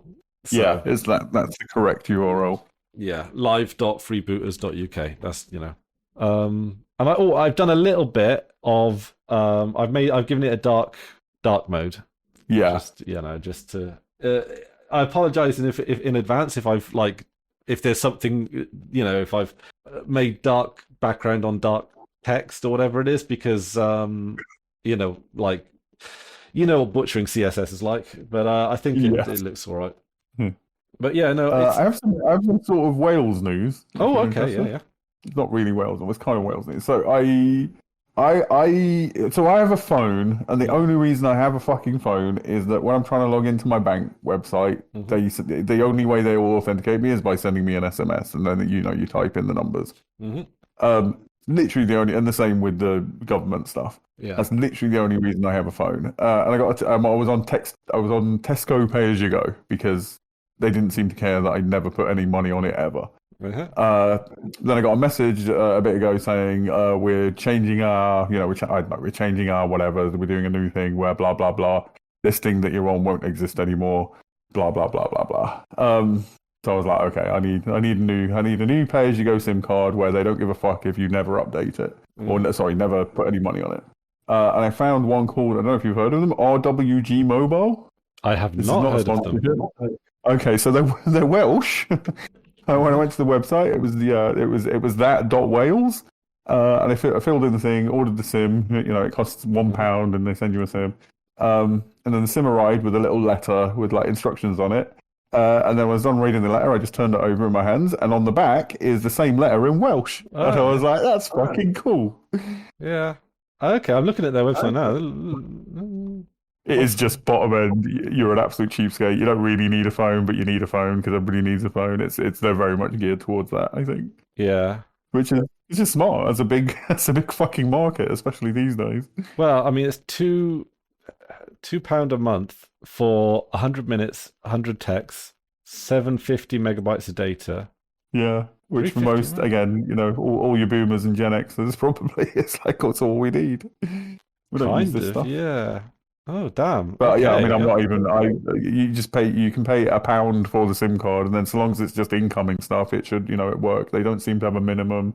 You don't have to do because a lot of the pay as you go ones now, they're like you have to put some credit on every 30 days or 90 days or whatever, and the least credit you can put on is £5. So Yeah, I'm on 1p Mobile, which was sort of like my same rationale as yours. It's like, well, they're likely to be the cheapest. Except you now have to put a minimum of £5 a month on. Yeah. Like, oh Christ! I mean, okay, so at the moment I'm probably using a lot of that because of data, because I'm out and about, so So that's not too much of a problem. But so there's 20 best value, 20 gigs of data, that's £12 a month. They do so much because I know it's basically you can just. So with it's all very overly complicated, but essentially you can just accept their basic. Calls cost this much, SMSs cost this much, data costs this much, and just top up a cash amount. You can do that, or what you're looking at is these little packages where it's like £5 and you get like all of this, or £10 and you get all of this. And there's some that are data only, which is interesting. Yeah, I mean, I need a bit of phone because yeah. I mean, I don't leave the house, so I literally don't need. I hate that it's the only way for certain things to authenticate. Like, because if it weren't for that, I would not need a phone. Yeah, no, I don't like I don't like phones. We can do better. We can do better. We can do better. Yeah. Okay, well that's good to know. Do you know actually? Because I live and work in England now. You're living in England? Yeah, I live with Rosie. Oh shit! Are you all right? Well, interestingly enough, we're only just on the other side of the line. Like we're really, it's very on the border. Fundamentally, I've moved like about 5 miles, so it's not too bad.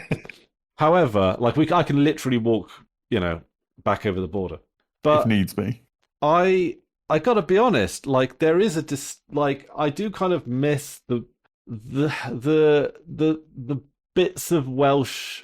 The bits that Welsh, like the smallest of, like there are like lots of like micro mannerisms and stuff, or like yeah. Like, I feel the way this is even more stupid. I feel the same way between like Staffordshire and Derbyshire. Like I'm literally on the border, and if I travel 10 minutes in that direction, I'm in Derby. Obviously, I've been for a while, but yeah, it just felt different. People behave slightly differently. It's so strange. Like I don't like. No offense to the English here, because Oh no, and maximum offense to the English. They deserve it. There is, and again, I don't want to be too general or anything like that, but there's like this general aura of like Englishness that makes me a little bit like well, it's my Like, right. Why shouldn't I? yeah, That yeah, yeah. that is just even nice people have it. Like it's We've still got that mentality of being an imperial core. sort of The yeah. core problems of a globe spanning empire. We still have that, and it's a real problem. And it's so subtle in a lot of ways. It's just Yeah, like it's just this little bit of sort of like wall building mentality, just a little bit of yeah, yeah. like a little bit I want to be a little bit separate from everyone. Although one of the things I absolutely love about the bus and the people that ride the bus, which is a little bit less than what I mean. So there's a little bit of a class thing here as well. Yeah, it's definitely in sixth class. Yeah, But like, I love the fact that every single person I work with on a day-to-day basis on the buses does not feel that they're too good to ride the bus. yeah, Like, right. Yeah, yeah. yeah, There is a genuine sense of like down to earthness, and even yeah. like I don't want to even say like humility because that feels a bit condescending, but like there's a genuine sense of like what's the opposite of being up your own arse? Like whatever the opposite of that I is. think probably not the word you're looking for, but I think it's all, and this applies to what you're saying about how people are always like it's like a sort of a comradeship. Like we're all in this together. So yes, Like yeah, yeah. Because to be honest, one of the things we it's made me like people more being on the buses, right? Like that's one of the it's things good. is because like people chat on the bus and it's lovely. Yeah. Like there is a sense of community on the bus that I have like. Yeah, I get the bus from time to time, but in all honesty, when I get the bus, I just sit down somewhere quiet and stick my earphones in and listen to a podcast. Right? Right. Yeah. I'm Yeah. not part of that solution, as it were. But a lot of people they just come out, they just have a natter, and I love that. Like I love the fact that people get to know Something each I other. always used to. I mean, like this again. This 90s since I've been out in the world. But like one of the things I used to always love about the bus is and train.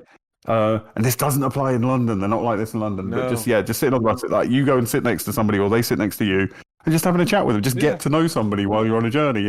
Find out a little bit about their lives, and yeah, it's just nice in its own right. Just having a chat, getting to know somebody. But it opens your eyes to different ways of yeah. you can't have that experience and then be like a Tory. Do you know what I mean? Exactly, Because yeah. you see too much of other people's lives. That's what breaks down those barriers is seeing insights into other people's lives. And when it happens just organically in an enjoyable way like that, Yeah. I think it's incredibly valuable. And it's Yeah. it's the thing that Thatcher destroyed in this country. Yeah. Just that sense. Yeah. Yeah, and I to be honest, I'm becoming a little bit of a bus radical. Like, because the thing is, I talk to a lot of people, and a lot of people have like various different beliefs. Like, I talk to a decent amount of reform voters, and Yeah, of course. sometimes I like to throw in a little, like not a crazy view, but like a little. And see what they react to. And one of the things I go, well, to be honest, I think everyone should just ride the bus for free. I know it's a bit crazy, but what the hell, right? Like, do you know how many people who I wouldn't say there's like reform's a bit new for this, but like there are like people that flirt with the idea of reform because they've been tantalized by something in it. Yeah. Well, again, it's very briefly, but it's very similar to Trump. Yeah. They're the only ones who are proposing doing anything. And at the moment, I think people are just so tired of politics as it's been for the last 30 years. They'll vote for, even if it's stupid, Yeah. they'll vote for just somebody who seems like they want to do something. Yeah. And the problem, this is going to be a little bit, I'm going to rant for a little bit, right? But I was talking to Andrew earlier, and I was saying, like, a lot of like Labour and Tories, or the softer end of Tories and the right end of Labour, they will probably describe themselves as centrist, right? Yeah. But and same for the Democrats in America, and then the more moderate Republicans, they probably describe themselves as centrists. But they're not. the kind of politicians who describe themselves as centrists or explicitly occupy that space, they're not representing the political centre anymore. And this, I literally typed this to Andrew earlier. So what I think the political centre is, as in just person on the street, interview 100 of them. What is their average? When you're talking about policy, not about take the parties out of it. What do they actually want in terms of policy?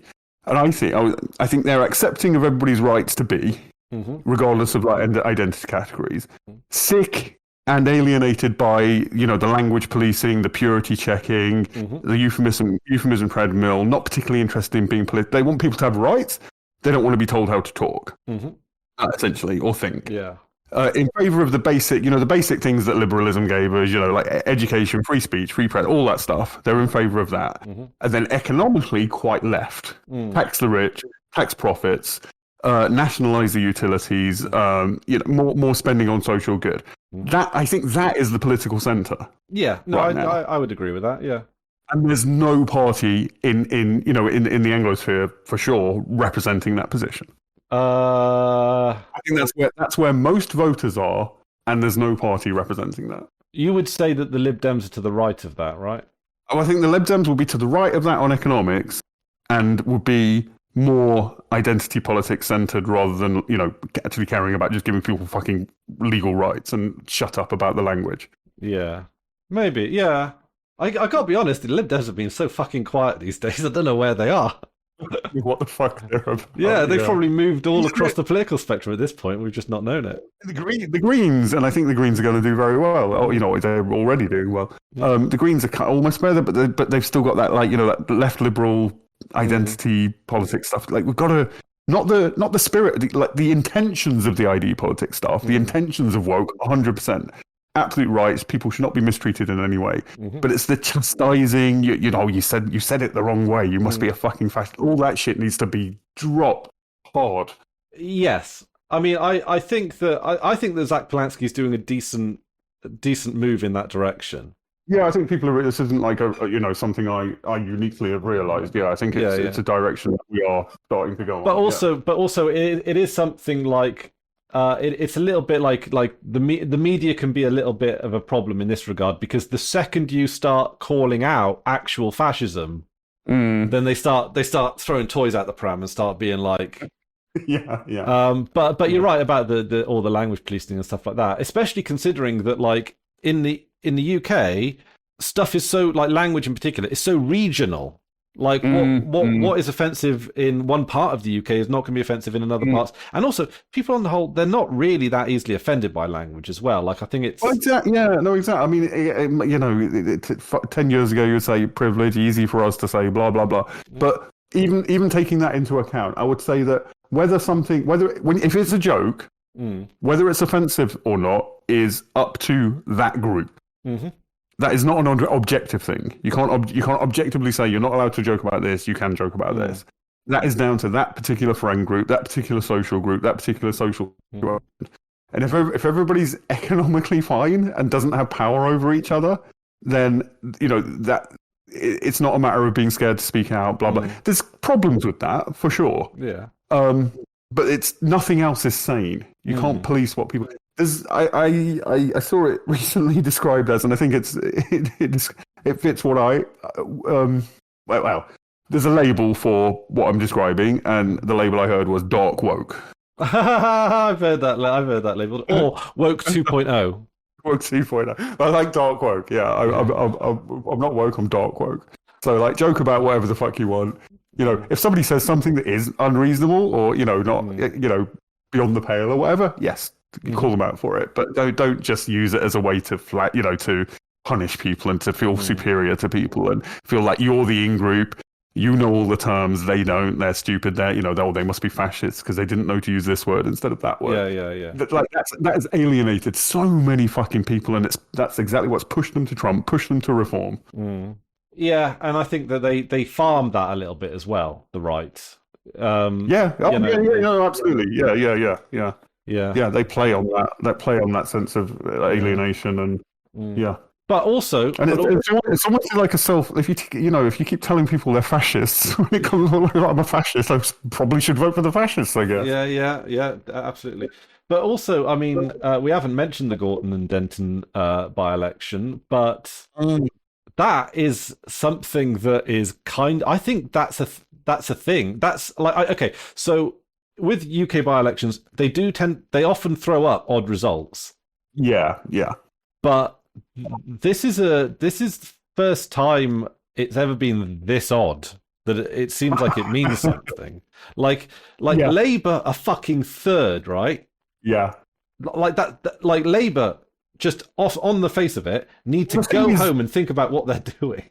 the thing is, that's so utterly unsurprising. Like, yeah, often, as you say, often by-elections throw up odd results. That doesn't mean every result from a by-election is an outlier. They can be indicative of where things are going, and in this case, it matches. Makes sense. It's not like, oh, this is surprising. It's not surprising at all. Yeah. Like Labour, even at the time of the election, even the mainstream media knew that Labour was getting such a high proportion of the vote because the Tory vote collapsed and went to split between Tories and Reform. That wasn't a mystery. People didn't like that version of Labour because their numbers were down from previous incarnations of Labour, including Corbyn. But yeah, it's just because the Tory vote collapsed. So the fact that Labour are doing so fucking poorly is the least, and given how fucking horrible they've been in office, the mystery is, how have they been so horrible? I occasionally go, what the fuck are they? But no, as soon as you realise they're beholden to the same donors that the Tories are. That's all it is. It isn't complicated. It's very straightforward. They're beholden to the same capital interests as the Tory. I mean, they've fully abandoned the Tories to come to Labour, honestly, to a large extent. I mean, they fund both, but they're beholden to those forces. They just are. They don't care everything, the economic stuff, the benefit stuff, the Gaza stuff. Like, public opinion is so clear. They're not responsive to public. They don't care about public opinion. The thing about the Labour Party, donors come first. Yeah, the thing about the Labour Party that puts this in black and white for me, it's so stark because it's so stark, is that the Labour Party membership are overwhelmingly in favour of proportional representation. Like, overwhelmingly. It's one thing that the Labour membership can just outright agree on, to the point where they've done it in Wales. So it's even quite. It goes a few rungs up the ladder in agreeability. No, absolutely, yeah. Yet it doesn't even come. Like, no Labour cabinet in recent times has even discussed it. Like, they're just and that to me is like that one disconnect is like symbolic of so much else, but it's just laid so bare there that it's something that the membership wants so badly that the leadership want. What's the opposite? Like. The other one, another one that's almost equally as stark is the renationalisation thing. I mean, that's incredibly popular with people across the political spectrum, but it's basically 100% with Labour voters. We want to renationalise the utilities, and again, not a fucking whiff of it from the parliamentary party. Yeah, there's Reform voters that want renationalisation as well. It polls that poll. It's the same similar things in America. Yeah, it's just that what would be considered quite significantly left-wing economic policies are popular when you present them outside of a party context. They're popular across the board in both countries. Yeah, I think the thing about Reform that is worth noting is that they've managed to paint themselves as a party for the non-political.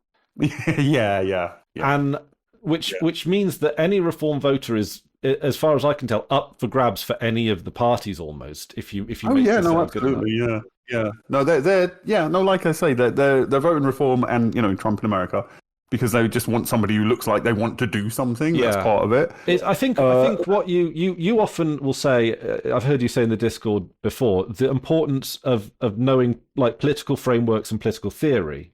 And I think Reform is the example of when people don't have that. And people don't care to want, like, you can't expect everyone to go out there and start reading, right? But like, if you don't find a way to reach out to those people that don't have that framework, because unions used to do it. Yeah, unions used to fucking. Anyway, sorry, go on. No. That's it. Like Reform is just they capitalize on people's lack of political theory knowledge, and as you say, it's politics as pure marketing. Yes. Yeah. With it doesn't make any. If Reform were elected to the government with a decent majority, they would not function. The country would not function. What they have doesn't add up to a theory of political economy. Well, it doesn't we've already make any seen sense. that. Is it like the Kent Council that they've got? Squandered that. Like they're just. But this is one of the problems, or not one of the problems I have with democracy, but one of the things about democracy that don't marry up is that being a good campaigner has nothing to do with being a good statesman. Like the two are just like administrator even. Exactly.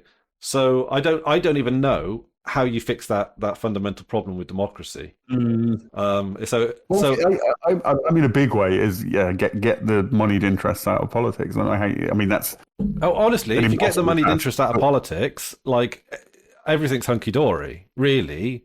Well, that's why I think the point about the political centre is so important, because just the vast majority of people, their political ambitions aren't even represented in a party that you can vote for. That's the fucking problem, and that's because of the money. You take the money out of it, and of course you want to win the most votes, so you do what is popular, and what is popular right now, I think, would actually be quite good. Yeah, yeah. I Immigration would be like, definitely the public are, but only because they've been force fed this propaganda for 40 years. But immigration would be a problem. But putting that aside, I think what the average person wants is that, because they know their situation.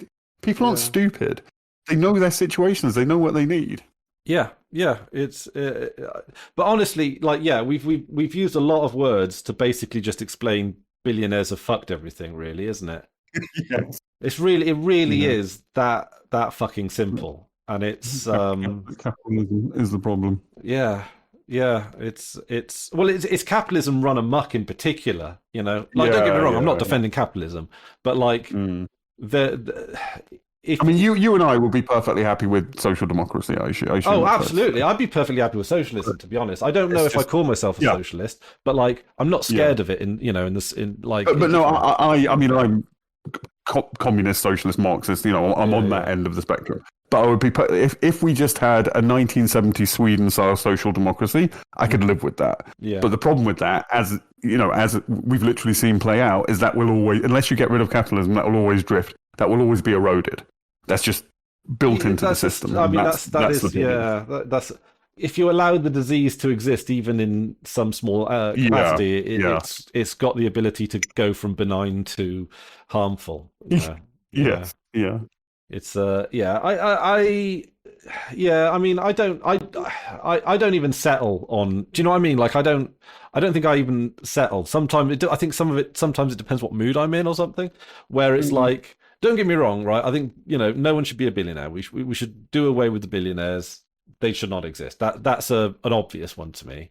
And I'd maybe even bring that bar a little bit lower. Well, it's not even. I think the billionaires is a good thing to sort of like motivate people around, but it's not. The billionaires aren't really the problem. The problem is what is taxed and what's not taxed. It's fundamentally not that tax is the solution in itself, but look at levels of corporation tax in the 70s, even in the 70s, which it's not that long ago. Yeah. Compared to now, and like it was, I can't remember the actual numbers, but it was many, many, many times larger in the 70s, and that was a perfectly capitalism can function under that, right? Yeah. That's not, you're not risking anything, and also just industrial policy, just not having housing be a speculative asset, and industrial policy to encourage companies to invest into productivity, not to do share buybacks and just things that inflate their share price, and investments in fixed assets. Babbling, but you get me. Like,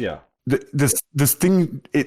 We can arrange things to have, but again, that if that's all you've got to redo that every 10, 20 years is the problem, to take back what capitalism will necessarily claw back. And because they have control over the media and blah blah blah, that becomes increasingly difficult. Which is why fundamentally we need to get rid of capitalism. But if there were a party if there were a party that could win, that was just offering social democracy, it's not like I would oppose them because they're not going the whole hog. That would be an immense improvement, and I would vote for that like with ecstasy. Yeah. Like my mindset is, let's pull left. I don't know when we stop. It's sort of it. Yeah. Really, Let's make things better. Yeah. Let's start there. Yeah, I don't, because the thing is, I respect political frameworks and political theory, absolutely. Like it's necessary. Otherwise, you do end up with too much sensationalism, short-term thinking, narrow thinking, all that kind of stuff. But at the same time, I don't have a utopic vision. I just want to but I want to sort the housing problem, want to sort the healthcare. I want public transportation to fundamentally be free and readily available. Good education. A lot.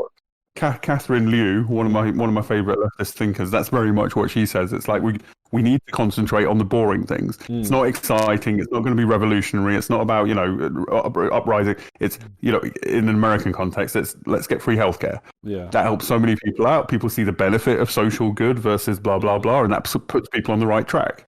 And then let's go, tackle the next thing, and then the next thing, and to a large. In terms of what's actually practical and achievable, I agree with that. Yeah, like free childcare, free school meals as well. All that. I mean, I don't think about that stuff a lot because I'm not a parent, but it is important because it's all investing in the long term. Like right now, we're going to see the inflation from Iran, price controls on food.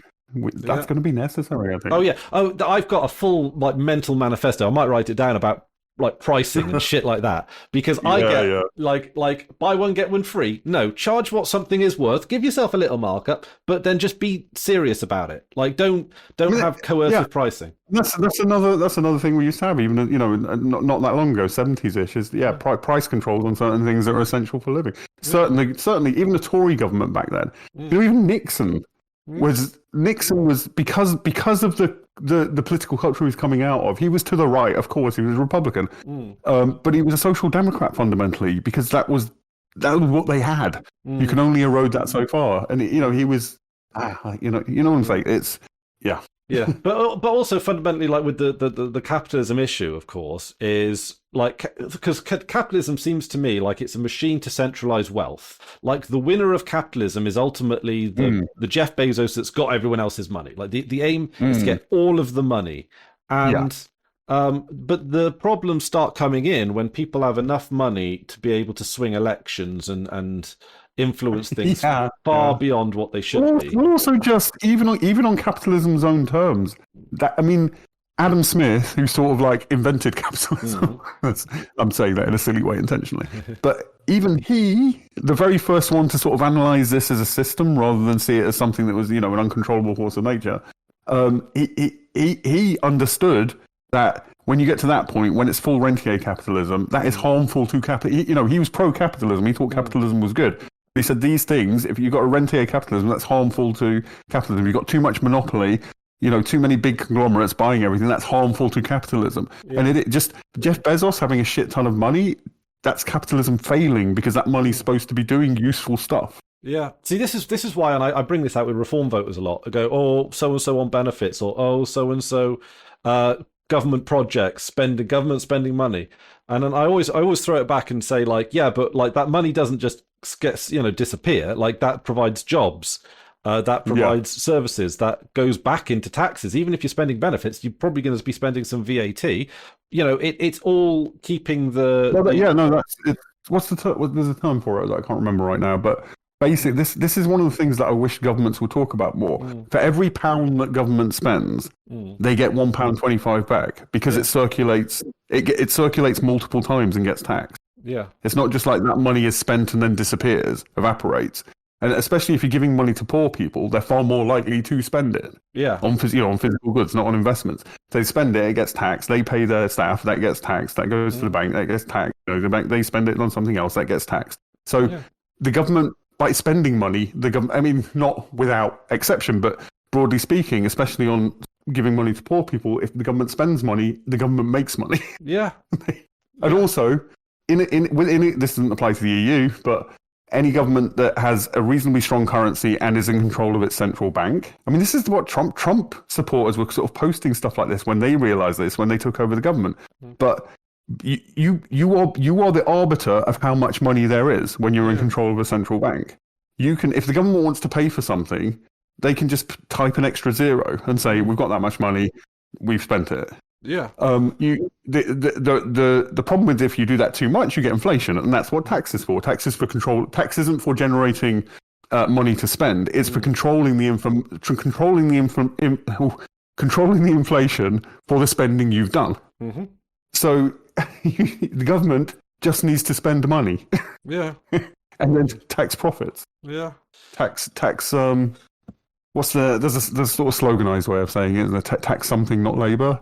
Yeah. Well. But it's essentially meaning taxing capital gains and not work. Also, I'm totally like I would totally like to see someone have the balls to put in a wealth tax. Like Yeah, yeah. I you mean, just have too much money. Let's take some of it away. Like you shouldn't have that much. It's too it's dangerous. in terms of yeah. I mean, I agree, but the big one is really corporation tax. Oh, for sure. Corporation tax is like so low to, like I say, where it was in the 70s. Let's take the corporation tax back to a 70s level. That gives the government basically free reign to spend on whatever they like. And then we can start doing things that direct the economy in the right way. Like, for example, yeah, a very harsh wealth tax, and definitely a cut-off point. If you've got this many billions, you just lose the top. Yeah, yeah. You've got enough money to buy everything you possibly want for 200 Yeah, lifetimes. the only reason people like Bezos and Musk and Bill Gates and everything want the money they have is because they want to control the world. You know, they Yeah. the political power that comes with that amount of money. That's the only reason. That is fundamentally not democratic. No, it's the opposite. It's absolutely the opposite. Yeah, yeah. Drew, Yeah. I'm heading off with the friend of the show Carla in about quarter of an hour. Go for a stroll and a Nice. Hello, coffee. Carla. So we got a few minutes to wrap up. Is there anything that you wanted to get out before we go? I did want to ask where those photos that you posted the other day Oh, were yeah, very yeah. beautiful, very dramatic. Where was that? It's a place called Yacht Rock, and it was we go now. So because I am like a bus driver now, so I get up early in the mornings. Like my alarm goes off usually about 5 o'clock, sometimes like 4. Yeah. So and then I go to bed really early. So we got to bear that in mind for when we do stuff together. That like I mean it will Yeah. make it work, but And yeah. that tends to fit. I mean, I rotate, but I lean towards. I like getting up in early mornings, so that suits me. So I'm now officially a morning person. So on and Rosie starts work at 9. So we've taken to when I have a weekday off, we go for a morning walk, and the sun had been up like an hour or so at this time. So the sun was in like full glare mode, but it was still dewy, so it was just like evaporating. All this mist was coming up off the fields. And it's quite a high little point that we were on, like quite a little overlook, not just down the road from where we live. And yeah, it was absolutely beautiful. It looked, obviously photographs never quite capture it the same as being there in person. Yeah, yeah, yeah. But it was No, but it was stunningly beautiful. Yeah, yeah, it's absolutely gorgeous. Yeah, that's like because sometimes we talk. Because I'd assume that's why I was a little bit surprised when you said you moved in, because that just looks to me that looks quintessentially Welsh. Well, it is the Y. So yeah, right. It's as close to Wales as you can get while still being right. Yeah, really beautiful, like magical. Yeah, it felt magical there as well. Like it's lovely. Yeah. But sometimes when we wistfully think about other places we'd like to live, we're very happy where we are. Like the Forest of Dean is absolutely beautiful. But because of my little, I don't know, like drawn to Welshness, or like I didn't even realize because it's not entirely a type of homesickness. It's something else. It's really subtle. No, yeah, I know what you mean. Yeah, and it's a little bit like I just kind of miss being Welsh with Welsh people, and it's odd. Yeah, and there's a softness and a warmness to Welsh people that I feel. I agree. I as somebody who growing up, all of our family holidays were in Wales for a very many years. And yeah, Welsh, all the Welsh people we met, just not necessarily because we were English, polite all the time, but even when impolite, there's a warmth and a friendliness to it. It is like a camaraderie, comradeship. It's along those lines. I've got problems with you, but we're equals, yeah. It's odd, and maybe one day I'll work out a way to sort of explain it or something. But it's it's. I think you get something like it in working class communities in the Midlands and North. Oh yeah, for sure. I don't think you get it at all in the South. No, whatever it is that we're trying to describe, but yeah, definitely more so in Wales. Yeah, it's kind of weird because like it's very interesting where different parts of different routes that I do, people do change a fair bit, and it's interesting because there's like you got the South Herefordshire bit, which is like more interesting enough. It feels a bit more southern, even though it's a little bit north to us, but it's got that southern England vibe, which is I don't know. It feels a little. Oh God, I don't want to like get myself into any kind of trouble here. it feels a little bit more like English and proper in a Yeah, yeah, slight, but like in a nice but slightly colder way. Like it's, do you know what I mean? Like it's yeah, like everyone's very yeah. pleasant, Well, this is but there is a something little, that, like, it really surprises Americans. That like, if I travel 20 miles in one direction, the accent is completely fucking different. yeah, Like, not just like it doesn't, it's not. I mean, it's gradual if you're actually traveling, but it's not a slight variation. mm, Like in America, you've got to travel a different coast to get a distinctly different accent. You've got yeah, to travel virtually the whole, hit 20, 30 miles here. It's a completely different accent. yeah, And because we're so sort of compact and kind of weirdly atomized, because we didn't have social mobility until very recently. And I think like a sort of perfect example of it is where I am. I'm in a little village in Staffordshire. hmm, A mile down the road is another little village yeah, of similar size, basically the same size. This is the working class village, and that's the posh village.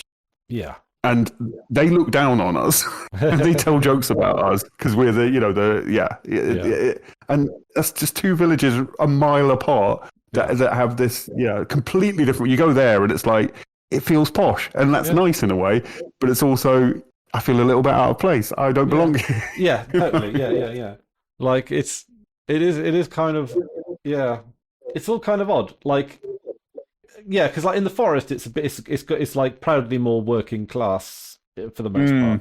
Mm, And it's all, I mean, there is a substantial middle class amount in the forest. There are nice houses in the forest, but like mm. there's a I don't want to get myself in trouble. But there's like a scruffy working classness about it Yeah, that is yeah, very yeah, like proud, in how yeah, it is in a way yeah. that, yeah, it's, I don't know, it's like there are like so like there's so many distinct cultures in this, even this little area, because you've got Bristol, which is a whole different thing in and of itself. It's kind of like almost like metropolitan liberal Mm, hippie-ish. Not in a bad way, by the way. Like it's as far as mm, cities goes, it is lovely, but it's also very corporate in a lot of places as well. mm. Then you've got like the English side of Wales. So it's got like the subtle hints of Welsh, but at the same time, a lot of Welsh people would feel like it's very English. You got the Yes, the yeah. Forest of Dean and Gloucester, which is like it's the more rural side of Uara West Country type of. Yeah. And then you got South Herefordshire just up there, which is where it starts to get a little bit posher and A posh farmer. posh farmer. Yeah, yeah, yeah. Yeah, yeah. It's just And it's that's yeah. I don't think other countries have this to the same extent where you can just yeah. I mean, it's our weird history combined with like the fact that we still have a fucking class system, a very sort of strong. We never had that Republican revolution, so mm, the class system is still quite ingrained and still not ingrained isn't right, but lived, felt. yeah, yeah. No, I mean, it is a fundamental formal part of our societal structure. Well, I may have said this before, but I've never felt more out of place in my life Mm, um, than okay. So okay, as a contrast, like hmm, I've gone to Bradford into the areas of Bradford that are entirely West Asian, West and hmm, South Asian, and gone into pubs and whatever, hmm, felt perfectly at home. hmm, I went to Mayfair hmm, when I was down. I was just like, I want to see the posh part of London. I want to walk through it. yeah, Never felt more out of place in my life. Never felt more like yeah, it wasn't anything. Nobody said anything to me, but it's just I felt like yeah, well, Oliver Twist. You know what I mean? Like walking through the. It's just like they know I yeah, don't belong here. yeah, yeah. Oh, have I lost you, Drew? No, no, no, no. Oh no, no. Okay, yeah, yeah, Yeah, yeah, yeah. no. Just Yeah. moaning and- Do you know, interestingly enough, how because like I go into Gloucester a fair bit now, which is decently more multicultural than a lot of the places that I've previously been, and one of the things I found to be quite pleasantly interesting is how much a lot of my like lifestyle values overlap with some of the Muslim lads there. I Um, would, when I was 12, 13, I had decided that when I turned 18, I would convert to Islam. mm. Yeah, yeah, I yeah. just, I there was something I think I read about it. I think I got there via like Malcolm X and stuff, but then I read the Quran and it's like it's such a neat version of monotheism. Yeah. I I think, respected its like cleanliness, its yeah. efficiency. Yeah, for me, it's just a little bit like because with amongst bus drivers, there are a fair number of like boomers, if I'm honest, Yeah. which is fine, Yeah. like it's okay, no problems there. But like the ones that just seem to like understand who I am as a person more do tend to be. It's like the sort of Muslims that are the same age as me who like because they think a lot about what they eat and their impact on the Mm. world in a sort of spiritual way, Mm. in the same way that my Mm. veganism does. Like it just sort of we're different, of course, but like we have that same kind of Well, I way think of thinking. I think this is related to what you're saying, but I think I would say this is something I'm saying with zero confidence. Mm. But I would posit that like those kind of racial and cultural differences are less important than Britain. This might not be the case, from the Muslim perspective, but from my perspective, those differences are less big than the class difference. Oh, definitely the class difference. Yeah. But the class difference is more insidious. Yeah, It's more difficult Which to teach anyone. I think that's why, and I think probably people coming from like immigrant cultures don't probably feel the class thing so strongly. Mm. They're a little bit free from it, so they'll just interact with you. Yeah, I don't know. I don't know quite what I'm trying to describe. There's but I think something there, in yeah. But Yeah. like, yeah, it's all interesting. Anyway, I should probably start heading out now. Yeah, yeah. But now that I'm fully scheduled, I mean, I could even just give you my schedule, and you can see when I'm Oh, about. that would be meaningless to me. It's better to just say Or tomorrow. yeah, I could and just I'll be give you like, a list of the days, or whatever. Yeah. Yeah, Or short if you want something more short term. But yeah, and I'm I'm walking like it's one of these things that in the particular depot that I'm working for or working from. It's just something that everyone agrees is like quite nice that we work longer days. Sometimes we could be working 13 hours, but to be honest, it doesn't feel like a 13-hour day. Like you're just driving around, It's because you're active, right? That's such a huge yeah, thing. You're active but not too stressed. exactly. You're, Like you're doing stuff constantly, so the Yeah. time passes. Yeah, yeah, your mind is always engaged. yeah, In, even when you're doing, because like you're driving a bus, it's a big vehicle. You've got so much to look out for on the road, so much to anticipate and plan, and all this kind of stuff. It keeps your mind active in a way that's very satisfying. To be honest, it is a bit like playing a game, if I'm honest. Yeah, no, absolutely. Where you want to, because actually, they've even. Are you got, comfortable with like the size of the bus yet? Yeah, I'm As it, getting there. Like they say, it takes a good 6 months. Right. It's changed the way that I've driven a car. Like Rosie always says, "Oh, you drive a car really? like it's a big vehicle. Like you swoop in and out." And so it's definitely changed. I'm well on my way to getting used to the size of the bus, but Cool. I'm still very new in the grand scheme of things. Although, like you rack up a lot of miles. Like it's very interesting. Like Oh, I'm sure. Yeah. I literally drive. So on an average day is it can be between 11 and 13 hours. And all apart from a 1 or 2 hour break, is literally just driving. So I'm driving. I could be driving 10 hours a day, 4 days a week. So yeah, like probably more like. Are you? Do you do the thing like the end of the day where you've just got to drive all the way back to the bus station with like an empty bus? Is that a thing? Sometimes that always seemed like very chill. I like a busy bus in a way. Right. It feels a little bit more like popping, like. Yeah. It's all right. It's serene. I find it a little more dull than taking on passengers, but it's fine. Yeah. It seems like a nice way to wind down. Like at the end of the day when you're kind of tired, and it's just like an easing out of it. Is how it seemed to be me. honest, I feel that way. Whenever I saw, like in an evening, whenever I saw a bus driver driving an empty bus and clearly going back to the depot, I was like, there was something like romantic about that. A little bit, but like I kind of like it when I've got people on because we're all going home. Like it feels like right, yeah. It's like all right, sharing the experience. Yeah. It's like come on, everyone, let's all go home. I kind of like that. But it's all lovely. Like honestly, it's the best job I've ever had, and I couldn't be happier about it all. To be honest, I'm thrilled about it. Yeah. So that's good. Like I say, as soon as you mentioned it, I was like, that's a perfect job for you, and I'm glad it's played out like that. I'm glad that it actually is. Yeah, absolutely. I mean, the people are absolutely lovely as well. It's it's all good. Some of the parking and some of the drivers on the road. But like, sure. That's just life. That's fine, But yeah, no, I'm thrilled that we're all thrilled at the depot that it's just a standard practice that everyone works 4 days a week, 3 days off. Yeah. So that's something we're ahead on society on because And yeah, they're longer days, so but like yeah, driving a bus is like it's fine. Yeah, like it's fine. A 13-hour day, as long as you've got proper breaks and you fed properly, it's absolutely fine. Because what else do you do? If you're working a shorter day, you only got a couple of other extra hours either end to do anything. Well, when you could have a whole Yeah, day. no, it doesn't particularly limit your free time, and yeah, I'd much rather have an extra day off Yeah. and work, more hours per, Yeah. for sure. So like my next day off is in 3 days' time. It's just like so Yeah, I only yeah. work for 3 days, Oh. yay. And then that's just Anyway, fine. get going before you're late. Yeah. All right. I will okay, toodaloo everyone, and we'll try and get these out a bit more often now that I'm settled in. All right. Yeah. Toodaloo.